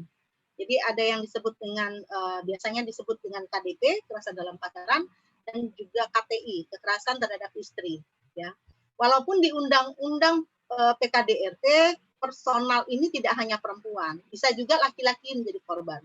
Ya, kalau kita bicara kekerasan itu kan sebenarnya tadi terkait dengan konteks relasi kuasa. Siapa yang paling berkuasa? Kalau misalnya yang berkuasa itu adalah perempuan, maka bisa saja laki-laki menjadi korban. Ya. Namun faktanya lebih banyak memang perempuan yang menjadi korban. Ya. Jadi jangan sampai bilang undang-undang PKDRT itu hanya untuk perempuan. Enggak, jadi dia juga untuk laki-laki. Jadi kalau laki-laki menjadi korban, laki-laki bisa lapor. Jadi disinilah konteks relasi kuasa itu yang harus dibongkar. Bahwa tidak hanya laki-laki yang menjadi pelaku, perempuan pun bisa menjadi pelaku. Oke. Kemudian keluarga misalnya di KDRT ya. Jadi lingkupnya lebih besar, tidak hanya suami dan istri, tapi juga bisa anak, bisa juga orang yang bekerja dengan kita di rumah, atau sanak keluarga yang tinggal bersama kita. Kemudian ranah kekerasan di masyarakat. Di masyarakat ini banyak sekali tadi yang si Robi atau siapa yang bilang soal stigma dan lain-lain ya. Itu kan kuat sekali. Bagaimana misalnya masyarakat tuh membuat stigma yang menyebabkan kelompok masyarakat ataupun individu menjadi korban gitu ya. Dan juga seringkali di masyarakat ini ada budaya-budaya yang menyebab dan masuk ke dalam unsur kekerasan. Misalnya sunat perempuan. Kenapa sunat perempuan itu sekarang sejak tahun 2016 itu dia menjadi bukan definisinya bukan sunat perempuan tapi pemotongan ya. Jadi FGM namanya. Jadi female genital mutilation. Jadi pemotongan alat genital perempuan. Kenapa dia seperti itu? Karena dia tidak berlaku sama. Jadi kalau sunat laki-laki kan sama ya, walaupun sekarang misalnya teknologinya berkembang, tapi sama dan punya tujuan untuk kesehatan. Nah, kalau di sunat pada perempuan itu berbeda di setiap daerah dan tujuannya juga berbeda-beda, tindakannya berbeda-beda gitu. Sehingga misalnya yang terjadi di beberapa daerah, misalnya di Indonesia maupun di beberapa negara, di mana misalnya vagina perempuan itu bukan hanya kan ada di beberapa itu hanya disentuhkan saja jarum ya di ujung klitoris, tapi yang terjadi ada juga sampai pemotongan klitoris gitu ya. Itu yang terjadi. Sehingga ranah kekerasan di masyarakat juga bisa dialami oleh perempuan. Kemudian negara ini biasanya lewat penguasaan tubuh perempuan. Jadi misalnya kalau biasanya itu terjadi di daerah-daerah konflik gitu. Nah, biasanya digunakanlah upaya untuk memperkosa perempuan. Ketika perempuan itu diperkosa, maka akan keluar semua kan laki-laki untuk mempertahankan keluarganya dan lain-lain. Ketika laki-laki ini keluar, maka mereka ditangkap dan lain-lain. Nah, itu upaya strategi negara untuk melumpuhkan, biasanya melumpuhkan satu kelompok musuh dan lain-lain. Oke, next. Nah, ini berbagai jenis kekerasan yang di berbagai ranah tadi yang tadi saya sudah sampaikan. Next saja, Grace. Ini juga ini kerentanannya. Nah, kerentanan kekerasan pada perempuan itu ternyata sepanjang usia dari anak sampai lansia. Ya, misalnya kita di tahun 2021 ini kan di Kaur atau di mana itu yang umur 71 tahun diperkosa. Ternyata perempuan dari bayi pun sampai lansia itu rentan mengalami kekerasan, terutama kekerasan seksual. Next.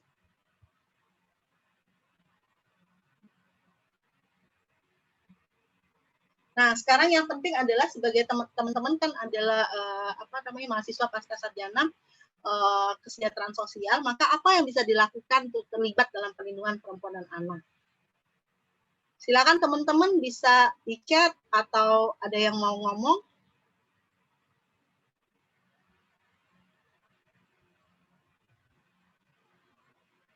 Ayo, silakan, sila. Ada yang mau ngomong Kak? Apa yang bisa dilakukan untuk terlibat dalam perlindungan perempuan dan anak?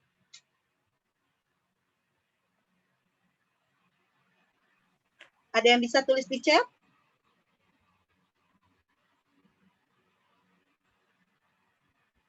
Cek. Atau yang mau ngomong langsung boleh? Silakan. Siapa yang mau bicara?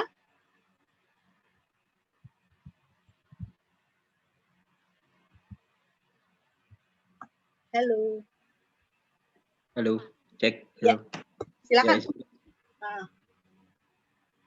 ya, kalau untuk sementara ini yang sudah dilakukan dan bisa dilakukan yaitu kegiatan-kegiatan edukasi ataupun juga kegiatan-kegiatan preventif di mana itu sasarannya sesuai dengan pemetaan permasalahan sosial, khususnya kita di setting di anak.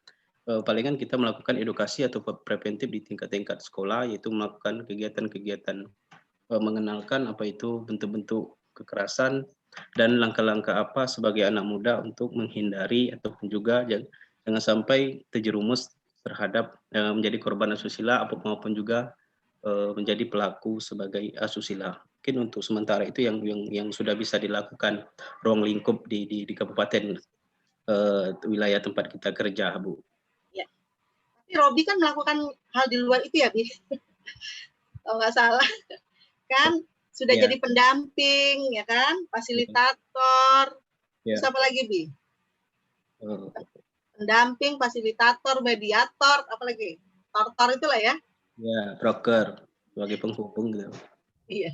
Tapi kalau istilah broker mungkin ini ya bisa kita perhalus ya. Kalau broker itu biasanya di TPPO. Ya, kadang-kadang kalau istilah yang itu yang susah kita bawa di masyarakat kan gitu.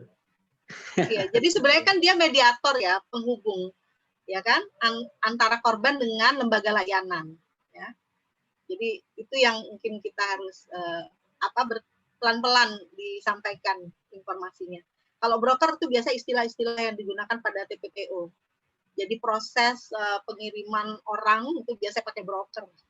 Kan nggak mungkin kita korban dibrokerin gitu ya. Jadi ini sebenarnya adalah mediator atau fasilitator. Jadi teman-teman memfasilitasi korban ke lembaga layanan. Ke sistem sumber ini adalah lembaga layanan. Ya, oke, ini mediator, broker mungkin bisa kita ini ya, fasilitator maupun sebagai sistem sumber. Oke, sistem sumber ini artinya mungkin fasilitas dia menyiapkan ya, menyediakan sumber fasilitas ya, misalnya rumah aman dan lain-lain. Oke, baik.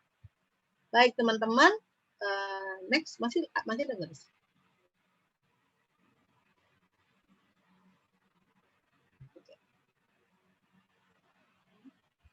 Masih ada?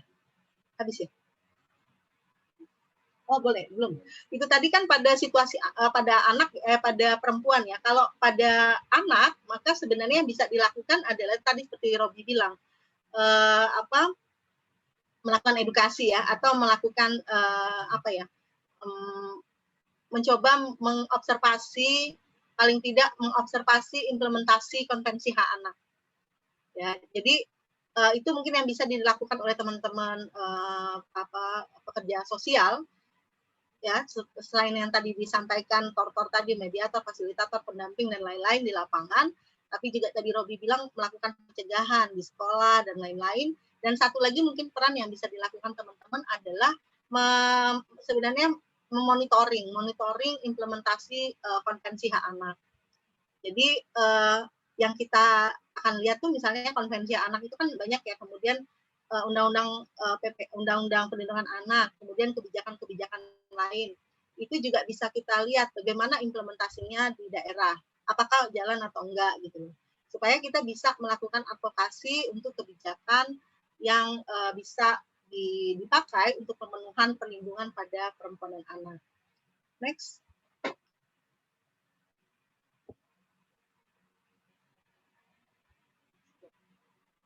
Nah, ini di klaster KHA ya, Konvensi Hak Anak itu kan ada 8 klaster ya. 8 klaster terkait dengan langkah-langkah implementasi, kemudian definisi anak, prinsip umum, hak sipil dan kemerdekaan, lingkungan keluarga dan pengasuh alternatif, kesehatan dan kesejahteraan dasar, kemudian perlindungan khusus, waktu luang, dan kegiatan budaya. Jadi klaster yang sangat substantif adalah mulai dari klaster 4 sampai klaster 8. Ya, ini terkait dengan apa namanya hak anak, lingkungan keluarga, kesehatan, pendidikan dan lain-lain. Ini hak-hak anak semua di sini. Dan di prinsip umum ada pasal 236 dan 12 ini yang harus dipegang. Jadi misalnya nih hak sipil dan kemerdekaan sudah ada ya, misalnya misalnya ada perdes kah, ada apa yang ada di daerah, tapi dia diskriminatif atau enggak gitu, tinggal dicek lagi prinsipnya. Dia harus punya prinsip non diskriminasi, yang terbaik bagi anak, hak hidup dan kelangsungan hidup, penghargaan terhadap pandangan anak. Nah, ini harus dipakai sebagai prinsip umum. Kalau misalnya kita mau ngecek implementasi di 5 klaster ini, maka jangan lupa prinsipnya kita gunakan.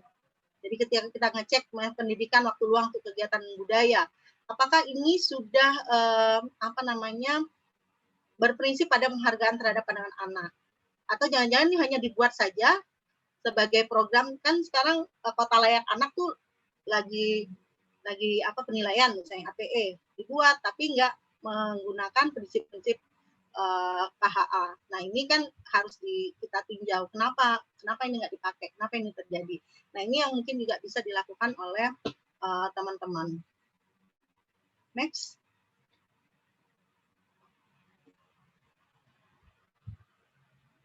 Nah, tahapan menilai implementasi KHA itu kita bisa lihat satu peristiwa aja dulu misalnya, ya kan banyak sekali sebenarnya kalau kita lihat.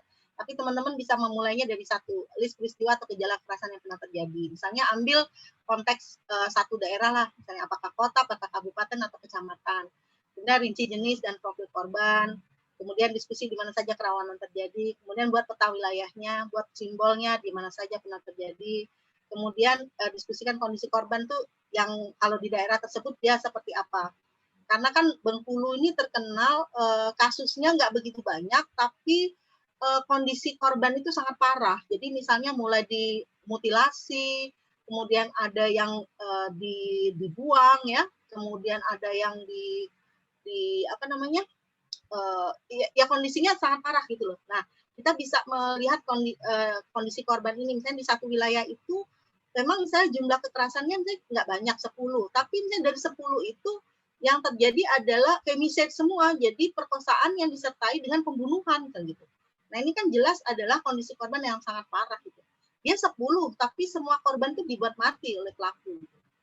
Dibanding misalnya daerah lain misalnya ada 20, tapi yang terjadi adalah kondisi korban misalnya lebam, masih seperti itu ya, lebam ini beda gitu. Nah, ketika kita mampu membuat peta seperti ini, maka itu akan memunculkan kebutuhan layanan. Jadi misalnya harus ada pos-pos di setiap desa kah, PATBM atau apa yang bisa melindungi anak gitu ya dari segala bentuk kekerasan itu.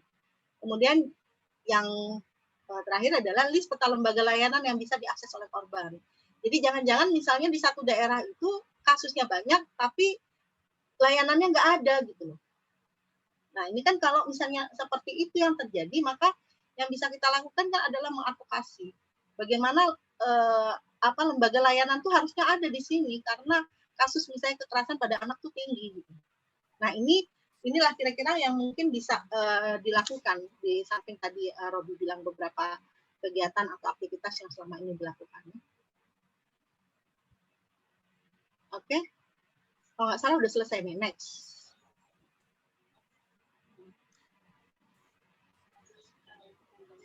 Udah. Nah, itu tadi kira-kira materinya ya. Nanti bahan materi memang saya tadi bilang sama Bu Yuni, Bu, nanti bahannya setelah aja gitu.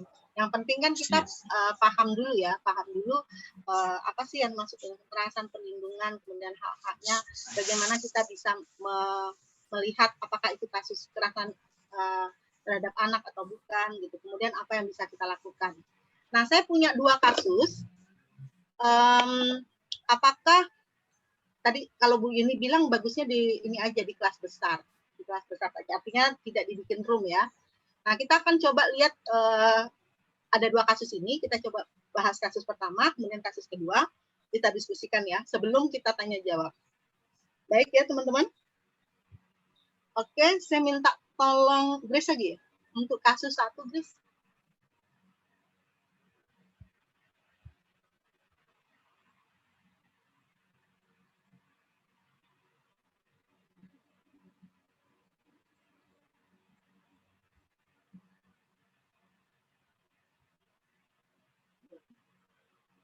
Nah, kecilan ya. Kasus 1 itu dia A 10 tahun dan teman-temannya sering bermain di rumah M. M adalah seorang guru agama yang berumur sekitar 50 tahun dan mengajar ngaji di rumahnya. Ini ya fakta ya, ini kenyataan gitu. Ini kasus yang sebenarnya gitu loh. Jadi jangan dipikir bahwa kok dibuat ini kok guru ngaji lah segala macam, guru agama, tapi ini faktanya. Jadi memang terjadi. Jadi A 10 tahun teman-temannya sering bermain di rumah M. M adalah seorang guru agama yang berumur sekitar 50 tahun dan mengajar ngaji di rumahnya. M dikenal sebagai bapak yang baik di sekitar rumahnya. Anak pun akrab dengannya dan sering bermain di rumah M. Pada sore, A pulang ke rumah sambil menangis. Dia menunjukkan celana dalamnya yang penuh darah. Ibunya kaget melihat hal itu dan langsung memanggil I, hanya A ya, dengan marah dan emosi. Ibunya A bersama I mendatangi M di rumahnya. Mereka menanyakan hal tersebut kepada bapak, karena menurut keterangan A bahwa bapak membuka celana dalamnya dan memasukkan kemaluannya ke dalam kemaluan A. Karena kesakitan A kemudian berteriak dan menjadi panik melihat darah yang keluar dari kemaluannya. Ini kebuka namanya deh. Tapi A secepatnya memakai celana dalamnya sambil berteriak minta tolong dan berlari ke rumahnya. M tidak mengaku dan mengatakan A bermain sepeda dengan D. Mungkin terkena stang sepeda atau dilakukan oleh D. Ibunya A tidak dapat berbuat banyak karena malu dan mulai ragu. Ya, pertanyaannya adalah, apakah kasus tersebut adalah kasus kekerasan? Coba uraikan bentuk, jenis, dan dampak kekerasan yang dialami. Apa saja jenis layanan yang dibutuhkan oleh korban dan keluarga? Apa yang Anda lakukan sebagai pekerja sosial? Oke, silakan teman-teman. Kalau ada yang bisa langsung menjawab, silakan langsung jawab. Kalau tidak, bisa di chat. Kasusnya teman-teman terbaca kah?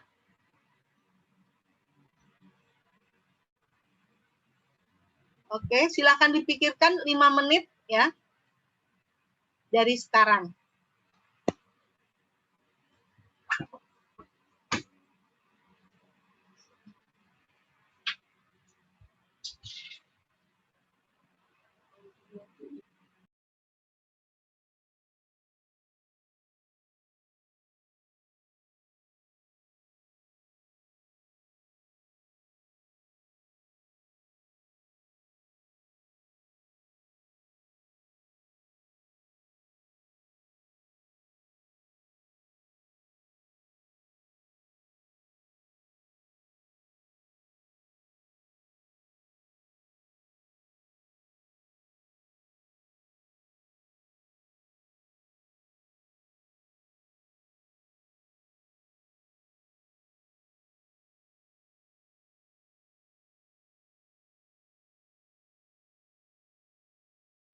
Nomor 1 ya, oke.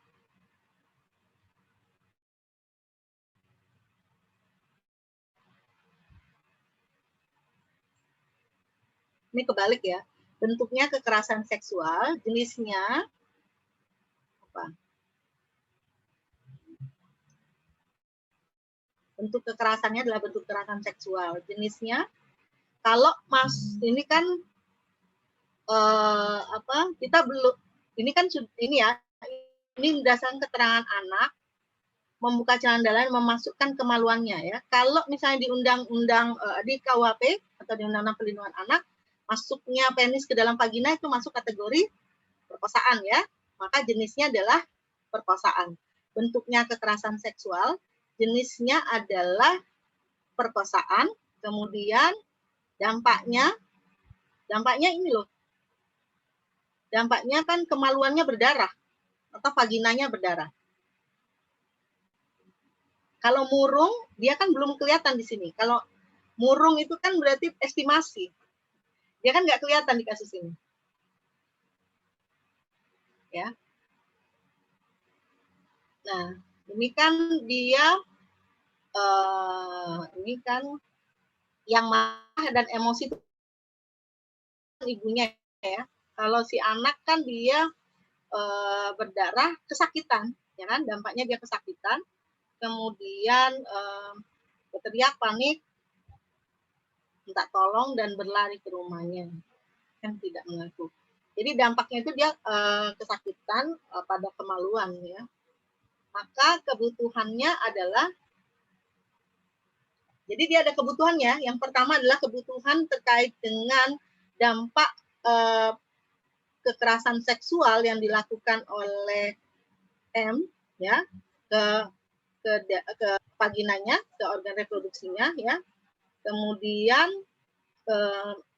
kebutuhan lain adalah si ibu ini kan ingin membuktikan apakah benar M ini memperkosa, karena dia kan ragu ya, ragu karena pengakuan, karena kan nggak ada yang lihat ya, yang diakui itu oleh A adalah anaknya, kemudian si M ini mengatakan bahwa dia tidak melakukan. Nah, itu maka yang dibutuhkan itu adalah apa lagi?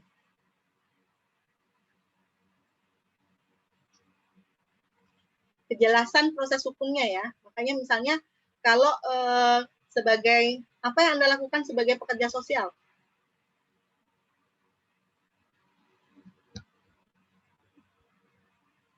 Silakan teman-teman, apa yang dilakukan oleh teman-teman sebagai pekerja sosial?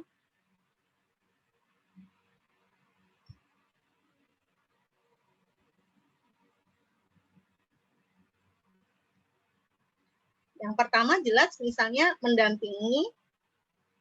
Ya, kalau misalnya ini kan kalau kasusnya dia kan masuk pintu kasus itu bisa macam-macam ya. Bisa dia orang melapor, bisa kita tahu dari orang kemudian kita datang, bisa dari media, ya kan? Kalau misalnya dia belum melapor tapi kita mengetahui informasi tersebut, maka kita bisa datang untuk menggali informasi. Ya, kemudian misalnya bukan ini juga menggali informasi, kemudian memberikan informasi. Kalau mereka membutuhkan layanan maka bisa menghubungi siapa. Ya. Jadi teman-teman bisa sebagai sumber informasi juga. Oke. Jadi tambahan layanan yang membutuhkan pendampingan tetap perlindungan hukum terhadap korban. Oke. Ya, jadi ini yang dibutuhkan ya. Dan peran pekerja sosial tadi kan bisa tadi sebagai dia pemberi informasi kemana mereka korban dan keluarga harus didampingi, atau dia justru langsung menjadi pendamping. Misalnya kayak teman-teman yang sudah menjadi peksos ya, bisa langsung mendampingi kan. Outreach ke rumah korban, asesmen permasalahan sistem sumber pertolongan. Oke ya. Ya ini kan Andes, ini kan biasa Andes, Robi, itu siapa lagi tadi saya kenal ya? Joti. Joti. Joti udah tamat. Bu Joti. Joti. Iya, Bu Joti kan udah tamat.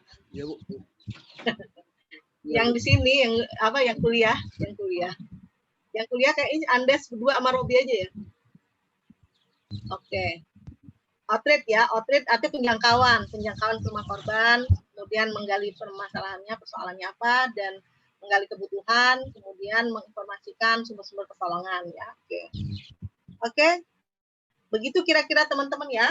Sekarang kita bisa lanjut ke kasus 2. Kita agak ngebut ya karena waktunya bentar lagi maghrib juga. Next, kasus 2.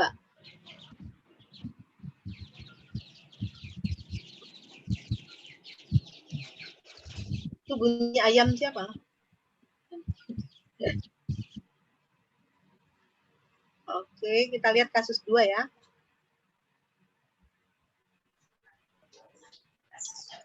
Oke, ini kasus 2. R adalah seorang istri yang mempunyai 3 orang anak yang masih kecil. Aduh, R-nya kebuka lagi. Suami R ini bernama A sedang bekerja di luar negeri sebagai TKI. Sejak 3 tahun terakhir, A tidak pernah memberi kabar dan mengirim uang kepada R. R terpaksa harus membanting tulang untuk menutupi kebutuhan rumah tangga dengan cara menjadi buruh tani, buruh cuci, atau pekerjaan apa saja yang ditawarkan tetangga kepadanya. Pada suatu hari, A pulang dari luar negeri. Tiba-tiba A mengajukan permohonan cerai talak ke pengadilan agama dengan alasan R bukanlah sebagai istri yang baik karena tidak mempunyai waktu untuk mengurus anak-anak, suami, dan rumah tangganya. Selain itu, A juga menuntut pembagian harta gonogini, yaitu rumah yang ditempati mereka selama ini. Usut punya usut, ternyata A mempunyai hubungan dengan perempuan lain, tapi R tidak dapat membuktikan adanya perselingkuhan tersebut. Nah, pertanyaannya, apakah kasus tersebut adalah kasus kekerasan? Hampir sama ya dengan pertanyaan tadi. Uraikan bentuk, jenis, dampak, dan yang dialami, kemudian layanan yang dibutuhkan, terus apa yang dapat Anda lakukan sebagai pekerja sosial untuk membantu R. Silakan teman-teman.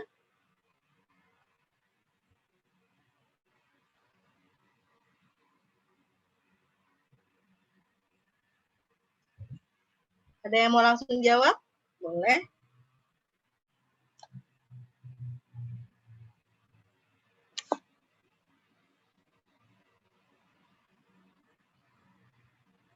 Atau yang mau nulis? Boleh. Atau mau mencerna dulu? Boleh.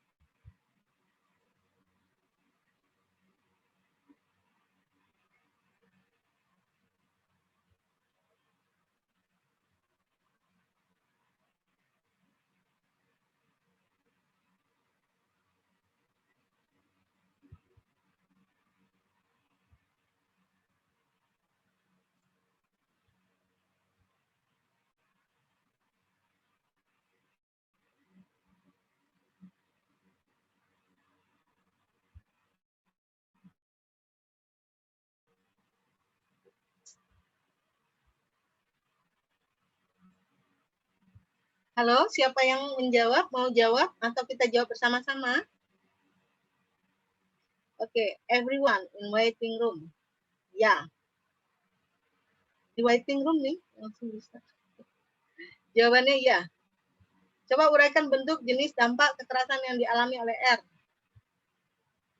Karena dia istri, jadi dia tadi masuk kekerasan personal ya, lingkupnya di rumah tangga. Bentuk bentuk ya, dia bentuk kekerasannya adalah penelantaran, lingkupnya bisa jenisnya adalah KDRT ya. Kemudian selain penelantaran apalagi di sini?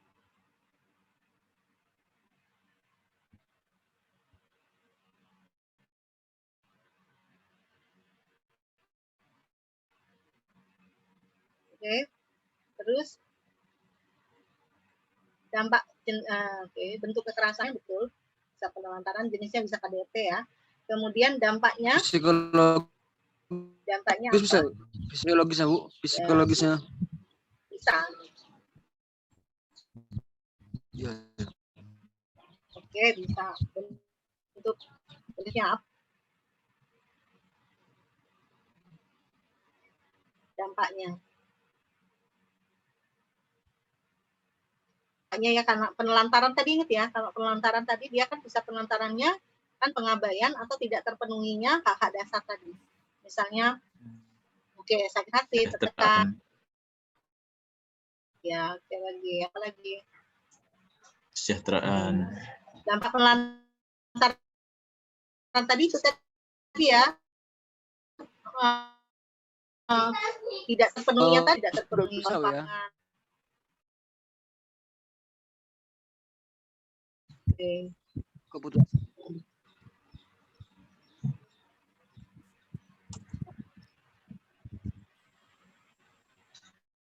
Iya.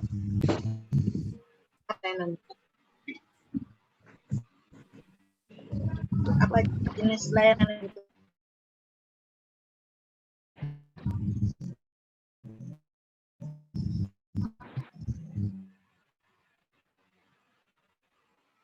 dia kan ada dua ya. Jadi yang penelantarannya sendiri berarti kan harus ada pemenuhan kebutuhannya kan. Kemudian yang kedua adalah proses dari ini kan mau cerai talak nih. Berarti kan pendampingan bagaimana dia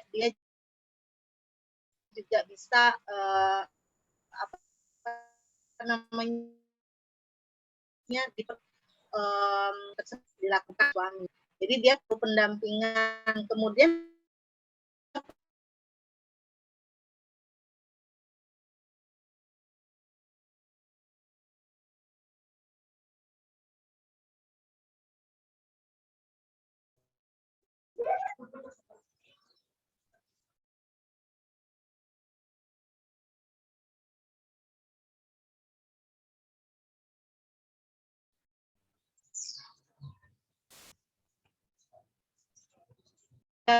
putus. Oke, tadi ya. Jadi jadi bentuk layanannya kan tadi ada bisa tadi terkait dengan penelantaran, bagaimana pemenuhan hak dasar si anak tadi. Maka kalau teman-teman Peksos, kalian tuh bisa menghubungkan sumber-sumber yang tadi. Misalnya bisa ke Dinsos, kemudian bisa ke Diknas kalau dia terkait dengan misalnya sekolah anak-anaknya gitu ya. Jadi menghubungkan ke sumber-sumber itu. Kemudian terkait dengan persoalan cerai talaknya, dia kan berarti ini sifatnya kan pasif ya. Kalau dia yang menggugat cerai baru dia aktif. Tapi kalau dia yang digugat cerai ini berarti kan dia pasif. Tapi pasif pun tetap harus dapat penguatan. Jadi kalau misalnya teman-teman paham soal proses perceraian dan lain-lain, teman-teman bisa langsung menjadi pendampingnya ya sebagai paralel. Tapi kalau misalnya diperlukan nasihat hukum yang lebih teknis, mungkin teman-teman bisa merujuk ke advokat gitu. Jadi nggak mesti semua pekerjaan layanan itu kita lakukan kalau tidak bukan spesifikasi kita gitu. Jadi selagi kita bisa misalnya untuk informasi terkait dengan proses perceraian, kemudian apa saja yang harus disiapkan, seperti apa itu mungkin bisa kita informasikan sebagai pekerja sosial atau sebagai paralegal. Tapi ketika dia sudah membutuhkan nasihat hukum yang sangat substansi, maka yang harus kita lakukan adalah kita merujuk kepada teman-teman advokat atau teman-teman LBH supaya mereka memang bisa memberikan advice hukum secara benar gitu ya. Itu yang dan teman-teman bisa dan bisa sekaligus menjadi tadi penjembatan ya, penghubung, perujuk antar korban ke lembaga layanan yang dia butuhkan. Oke, baik, itu yang bisa saya sampaikan. Kita tanya jawab ya. Tanya jawab tadi beberapa pertanyaan yang di sini apa tadi ya? Tadi kalau nggak salah Andes ada nanya ya.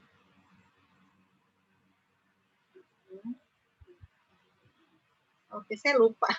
Udah kejauhan ya. Oke, ini ada pelecehan seksual adalah salah satu jenis dari kekerasan seksual menurut Komnas Perempuan. Setidaknya ada 15 perilaku yang bisa dilakukan sebagai bentuk kekerasan seksual. Iya, betul. Mas Rupian Joyo, memang 15 bentuk yang diakui ya oleh Komnas Perempuan. Itu hasil kajian selama lebih kurang 10 tahunan ya waktu itu. Sebelum dibuat naskah akademik terkait dengan rancangan undang-undang penghapusan kekerasan seksual. Tapi kemudian ketika proses rancangan undang-undang penghapusan kekerasan seksual itu masuk ke badan legislasi, maka kemudian terjadi diskusi dari 15 bentuk itu bukan digabung. Jadi ada beberapa yang tidak masuk gitu loh. Jadi dia sekarang hanya 9 bentuk, bukan 15. Kalau berdasarkan hasil diskusi balik untuk kepentingan rancangan undang-undang penghapusan kekerasan seksual ya. Tapi Komnas Perempuan tetap dengan fakta-fakta yang ada ditemukan di lembaga-lembaga pendamping layanan yang ada di Indonesia, maka mereka punya bukti yang cukup kuat untuk menyatakan bahwa 15 bentuk ini adalah bentuk kekerasan seksual, termasuk pelecehan seksual. ya. Nah, pelecehan seksual kan sampai sekarang tuh nggak di KUHP kan nggak ada, di Undang-Undang Perlindungan Anak belum masuk juga, di Undang-Undang PKDRT juga nggak ada. Makanya kalau korban pelecehan seksual mau dibawa ke polisi itu susah karena tidak ada payungnya. Makanya kami sih sebenarnya bagian dari Komnas Perempuan yang mendorong rancangan undang-undang penghapusan kekerasan seksual ini untuk lahir supaya korban-korban pelecehan seksual itu bisa terpayungi. Ada payung hukumnya. Kalau sekarang nggak ada. Kalau misalnya kita korban kekerasan, lapor ke polisi, pasalnya nggak ada. Pasal yang ada itu kalau kita misalnya di luar bukan anak, terus kemudian itu terjadi dengan pelaku yang tidak kita ketahui, maka dia akan masuk paling ke tindakan yang tidak menyenangkan. Kalau tindakan yang tidak menyenangkan, Pak Rofian ya cuma sanksinya kan cuma 4 bulan ya kalau nggak salah. Nah, kalau 4 bulan itu ketika proses BAP dan lain-lain, si tersangka ini tidak ditahan karena sanksinya itu hanya 4 bulan gitu. Dan biasanya itu sangat karena lemah, sangat sulit dibuktikan, akhirnya korban tuh males melapor, udahlah ngapain gitu, capek-capek segala macam, terus ternyata pelakunya juga nggak ditahan gitu. Nah, itu yang menyebabkan akhirnya korban kekerasan seksual, terutama pelecehan seksual itu tidak mendapatkan hak-haknya. Traumanya kan tetap aja. Misalnya nih kita lagi jalan, kemudian tiba-tiba payudara kita diremas orang lain gitu.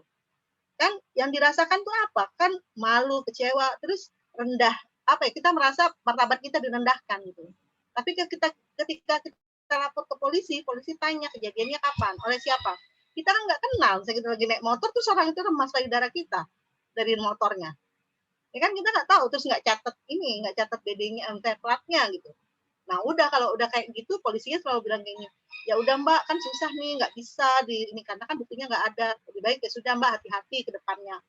Tapi kan nggak bisa menutupi kekecewaan, kesedihan, dan perendahan yang dilakukan oleh pelaku kepada korban itu ya.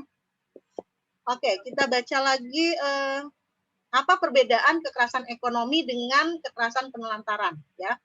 Nah, sebenarnya kalau kita kan bicara kan harus ada rujukan ya. Nah, kalau di deklarasi umum kekerasan, penghapusan kekerasan terhadap perempuan itu tidak ditemukan kekerasan ekonomi. Ya. Dia hanya kekerasan fisik, psikis dan seksual. Kalau dia penelantaran itu munculnya di Undang-Undang PKDRT. Karena ada korbannya adalah istri perempuan, kemudian terkait dengan anak dan lain-lain. Nah, di situ ada pengabaian pada hak-hak anak. Nah, di situ masuk penelantaran. Jadi kalau kekerasan ekonomi itu banyak dikembangkan oleh teman-teman ketika menghadapi sebenarnya tuh konteksnya adalah konteks misalnya penelantaran. Ketika si pelaku tidak memberikan nafkah kepada si perempuan atau kepada si istri, sehingga itu dianggap sebagai kekerasan ekonomi. Karena kalau kita balik ke unsurnya, misalnya kalau kita mau tarik di kekerasan ekonomi ya, kita lihat unsurnya. Unsurnya itu kan ada penyerangan. Nah, kalau kekerasan ekonomi penyerangannya apa? Ya, nggak ada kan penyerangannya. Dia kan masuk ke penelantaran karena tidak memberikan, tidak gagalnya pemenuhan. Makanya itu kalau di kami di Forum Pengadaan Layanan atau Komnas Perempuan kita tidak masukin kekerasan ekonomi. Tapi teman-teman misalnya Kementerian PPPA lewat simponinya itu ada kekerasan ekonomi. Gitu. Jadi tergantung sudut pandang, tapi kan harus juga dilihat rujukannya. Kalau rujukannya belum ada, sebenarnya kita nggak bisa pakai. Kalau kita kan rujukannya adalah misalnya deklarasi umum penghapusan kekerasan seksual, kemudian kita pakai ini juga undang-undang PKDRT. Nanti kalau undang-undang PKDRT dia tambahannya adalah penelantaran.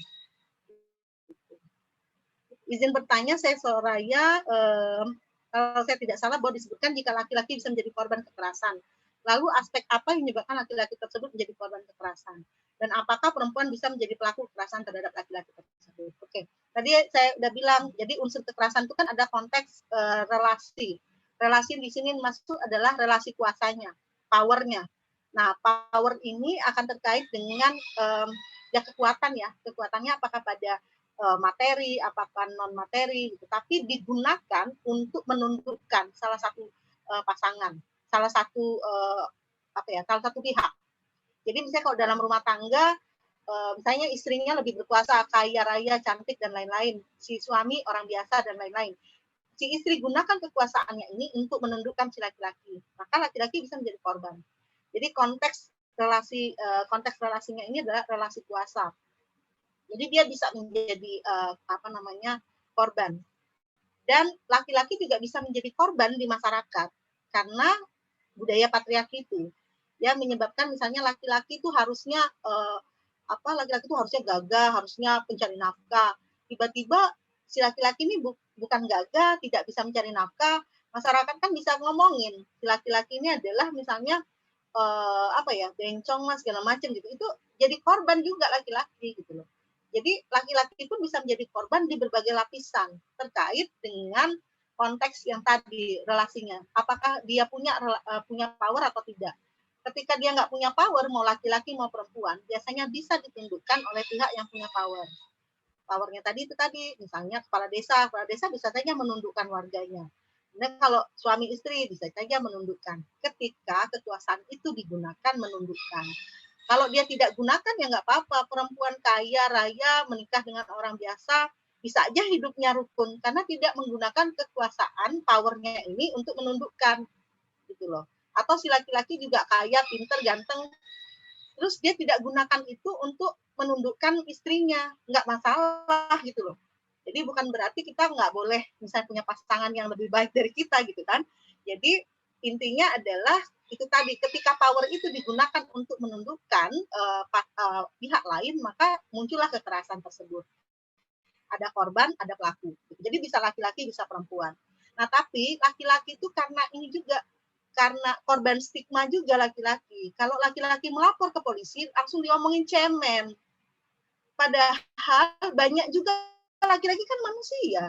Dia juga bisa nggak mampu untuk menangani persoalan yang dia hadapi. Ketika dia lapor polisi bilang, Pak, masa tidak Pak berusaha aja, bencong kan Bapak. Nah, pada saat itu si laki-laki kan jadi korban. Karena dia melapor, tapi kemudian karena orang berpandangan bahwa laki-laki itu gagah, laki-laki itu harusnya nggak cemen, nggak lemah gitu loh. Laki-laki kuat, laki-laki itu nggak boleh nangis gitu. Nah, ketika yang terjadi adalah sebaliknya, maka laki-laki dianggap itu tadi dia tidak gagah, dia lemah, sampah masyarakat juga kayak gitu yang disampaikan oleh masyarakat. Dan pada saat itulah perempuan dan laki-laki bisa jadi korban. Jadi konteks power itu menjadi penting untuk ditelisik ketika kita menghadapi atau mendampingi korban. Jangan sampai kita misalnya ngelihat, masa sih jadi korban, dia kan kaya, masa dia bisa jadi korban? Nah, kita lihat dia kaya, terus ini suami itu yang menjadi pelaku itu siapa? Jangan-jangan lebih kaya lagi gitu loh. Dan jadi dia bisa saja ditundukkan oleh orang yang lebih dari dia gitu ya. Oke, terus apa lagi ya? Udah deh kayaknya ya, udah nggak ada ya di sini ya. Jenis pelecehan. Izin Bu. Jenisnya pelecehan, oh enggak. Oke, silakan. Ya, izin Bu, boleh bertanya? Ya. Oke. Ya, izin untuk semuanya. Gini Bu, ada suatu permasalahan ketika kita memang sedang melakukan pendampingan di lapangan gitu Bu, terhadap anak korban pemerkosaan kayak gitu di usia sekolah. Jadi akibat kejadian itu anak ini sudah mengalami yaitu hamil kayak gitu. Nah, sudah usianya udah besar lah kayak gitu. Sedangkan anak ini statusnya masih sekolah kayak gitu. Jadi ketika kita melakukan pendampingan, ada sesuatu hal yang menjadi masalah lagi terhadap anak korban ini. Sebelumnya beliau ini kan sudah mendapatkan perlakuan atau juga perkosaan sampai kondisi beliau itu sudah hamil. Akan tetapi di sekolah itu menemukan suatu permasalahan kayak gitu kan Bu. Di mana pada tingkat sekolah beliau itu udah kelas 3 kayak gitu. Sudah hampir mau menghadapi ujian kayak gitu. Tetapi pemberitaan ini tercium atau juga diketahui oleh pihak sekolah kayak gitu nah Bu. Jadi seolah-olah keputusan ataupun juga pemberian keputusan sepihak lah dari pihak sekolah kayak gitu, memberikan ibaratnya semacam saya bilang tadi, ibaratnya diskriminasi atau menghakimi lah kayak gitu, bahwa tidak bisa melakukan atau untuk melanjutkan berdasarkan sekolah anak tersebut karena dengan kondisi beliau statusnya sudah hamil kayak gitu. Padahal kan beliau ini ya kalau kita memahami atau juga satu pandangan, anak ini adalah korban, sedang korban tetapi mendapatkan permasalahan yang baru lagi ketika dia ingin menuntut haknya kayak gitu, yaitu pendidikan kayak gitu. Nah dalam menyikapi hal seperti ini, gimana bu kira-kira regulasinya, ibaratnya kita sebagai seorang pekerja sosial untuk mengadvokasi ibaratnya penyelenggara, salah satunya itu pelayanan pendidikan itu, apakah memang cukup di tingkat sekolah atau memang top leader yang harus kita ibaratnya harus duduk bersama atau reaksi apa gitu yang pas sebagai pekerja sosial dilakukan ketika hak-hak anak itu tidak terpenuhi di sekolah. Oke, terima kasih. Baik, Robi tadi kan sudah mengidentifikasi ya ada hak pendidikan yang tidak bisa terpenuhi, gitu ya. Maka yang didampingi adalah bagaimana hak pendidikan itu bisa dipenuhi. Tadi kan kita lihat ada untuk menganalisa situasi kondisi anak, situasi perlindungan pada anak, maka yang digunakan adalah yang pertama adalah Konvensi Hak Anak. Jadi ketika menulis misalnya surat advokasi ya, surat himbauan surat desakan kepada sekolah, kemudian bisa disisi atau ditembuskan ke Diknas gitu. Maka gunakanlah tadi yang konvensi, cari hak pendidikan. Konvensi hak anak itu yang terkait dengan pendidikan pasal apa, masukkan. Kemudian Undang-Undang Perlindungan Anak pasal apa. Kemudian ada kebijakan di daerah nggak terkait dengan misalnya perda tentang perlindungan anak atau ada kebijakan lain. Nah, kebijakan lain ini misalnya kalau terkait dengan sekolah, Robi bisa gunakan Permendikbud nomor 82 tahun 2015 tentang sistem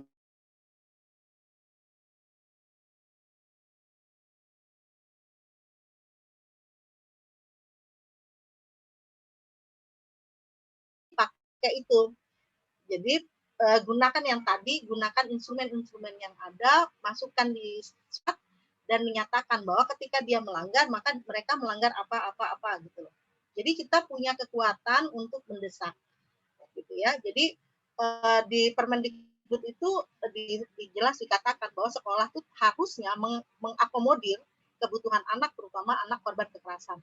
Jadi sekolah tidak boleh misalnya mendiskreditkan ataupun membuat sekolah tidak nyaman pada anak.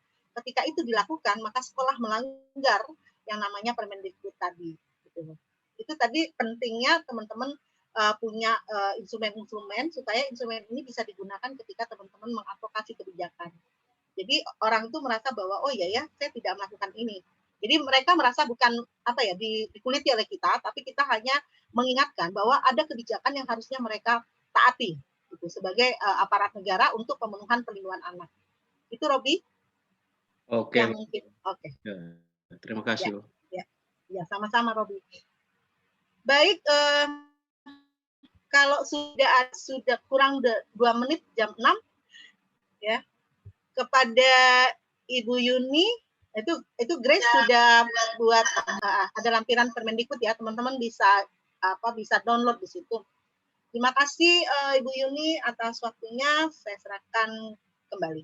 Assalamualaikum warahmatullahi wabarakatuh. Warahmatullahi wabarakatuh.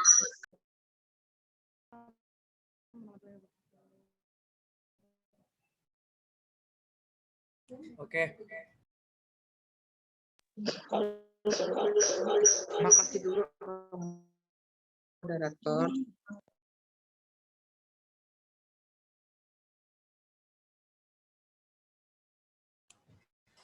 Oke, sebelum ke Ibu Yuni, saya selaku moderator mengucapkan terima kasih banyak nih penyampaian materi Ibu Susi. Wow, luar biasa ya, penjelasannya sangat rinci, detail, bahkan ini pernah kami alami di mata kuliah, namun mungkin belum mencapai sedetail ini ya. Banyak sekali ilmu-ilmu baru yang kami peroleh dari Ibu Susi ini, karena Ibu Susi ini sendiri background dari lembaga PUPA ya yang berwenang terhadap tentang perempuan dan anak itu sendiri. Jadi memang benar-benar ilmunya ini ilmu yang mahal ya Bu ya, yang kami dapatkan karena tidak bisa kami peroleh di mana-mana. Dan kita udah masuk sesi penutup, sepertinya kami serahkan pamit kami kepada dosen kami Ibu Yuni. Kepada Ibu Yuni kami persilahkan. Oke, makasih. Baiklah, Ibu Susi adalah banyak memberikan wawasan yang baru ya pada kesempatan ini. Kami mengucapkan terima kasih. Kemudian mahasiswa magister maupun S1 dan para undangan juga mendapatkan satu wawasan yang baru, pengetahuan yang baru, terutama tentang yang siapa itu perempuan, apa itu kekerasan, lalu apa itu batasan anak, kemudian bentuk-bentuk kekerasan dan lain sebagainya, termasuk bagaimana penanggulangannya. Mungkin para peserta di ruangan room ini ada yang bingung. Kalau terjadi yang bingung itu nggak apa-apa, itu adalah proses pembelajaran yang terjadi dalam sesuatu yang tidak tahu, yang menjadi tahu itu ada proses kegelapan. Nanti mikir-mikir sendiri, lalu kita mencari materi baru sehingga kita menemukan titik temu yang sama. Nah, untuk itu saya mengucapkan terima kasih. Terima kasih Bu Susi. Kemudian mahasiswa perhatiannya, mudah-mudahan apa yang disampaikan Bu Susi tadi menambah pengetahuan yang baru, kemudian dijadikan kebaikan di dalam tujuan tindakannya, terutama yang berkaitan dengan perempuan dan anak. Itu aja, kemudian saya serahkan kepada Kirana ya sebagai penutup acara. Silakan.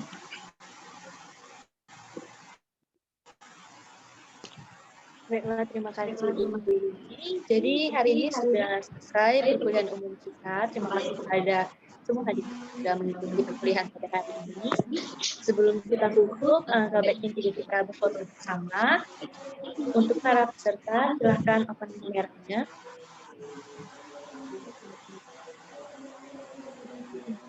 Baiklah, kita mulai dari slide 1.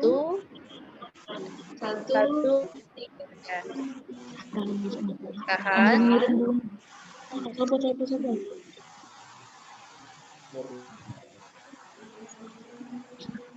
Baiklah, kita lanjut lagi. 1, 2, 3. Oh. 3.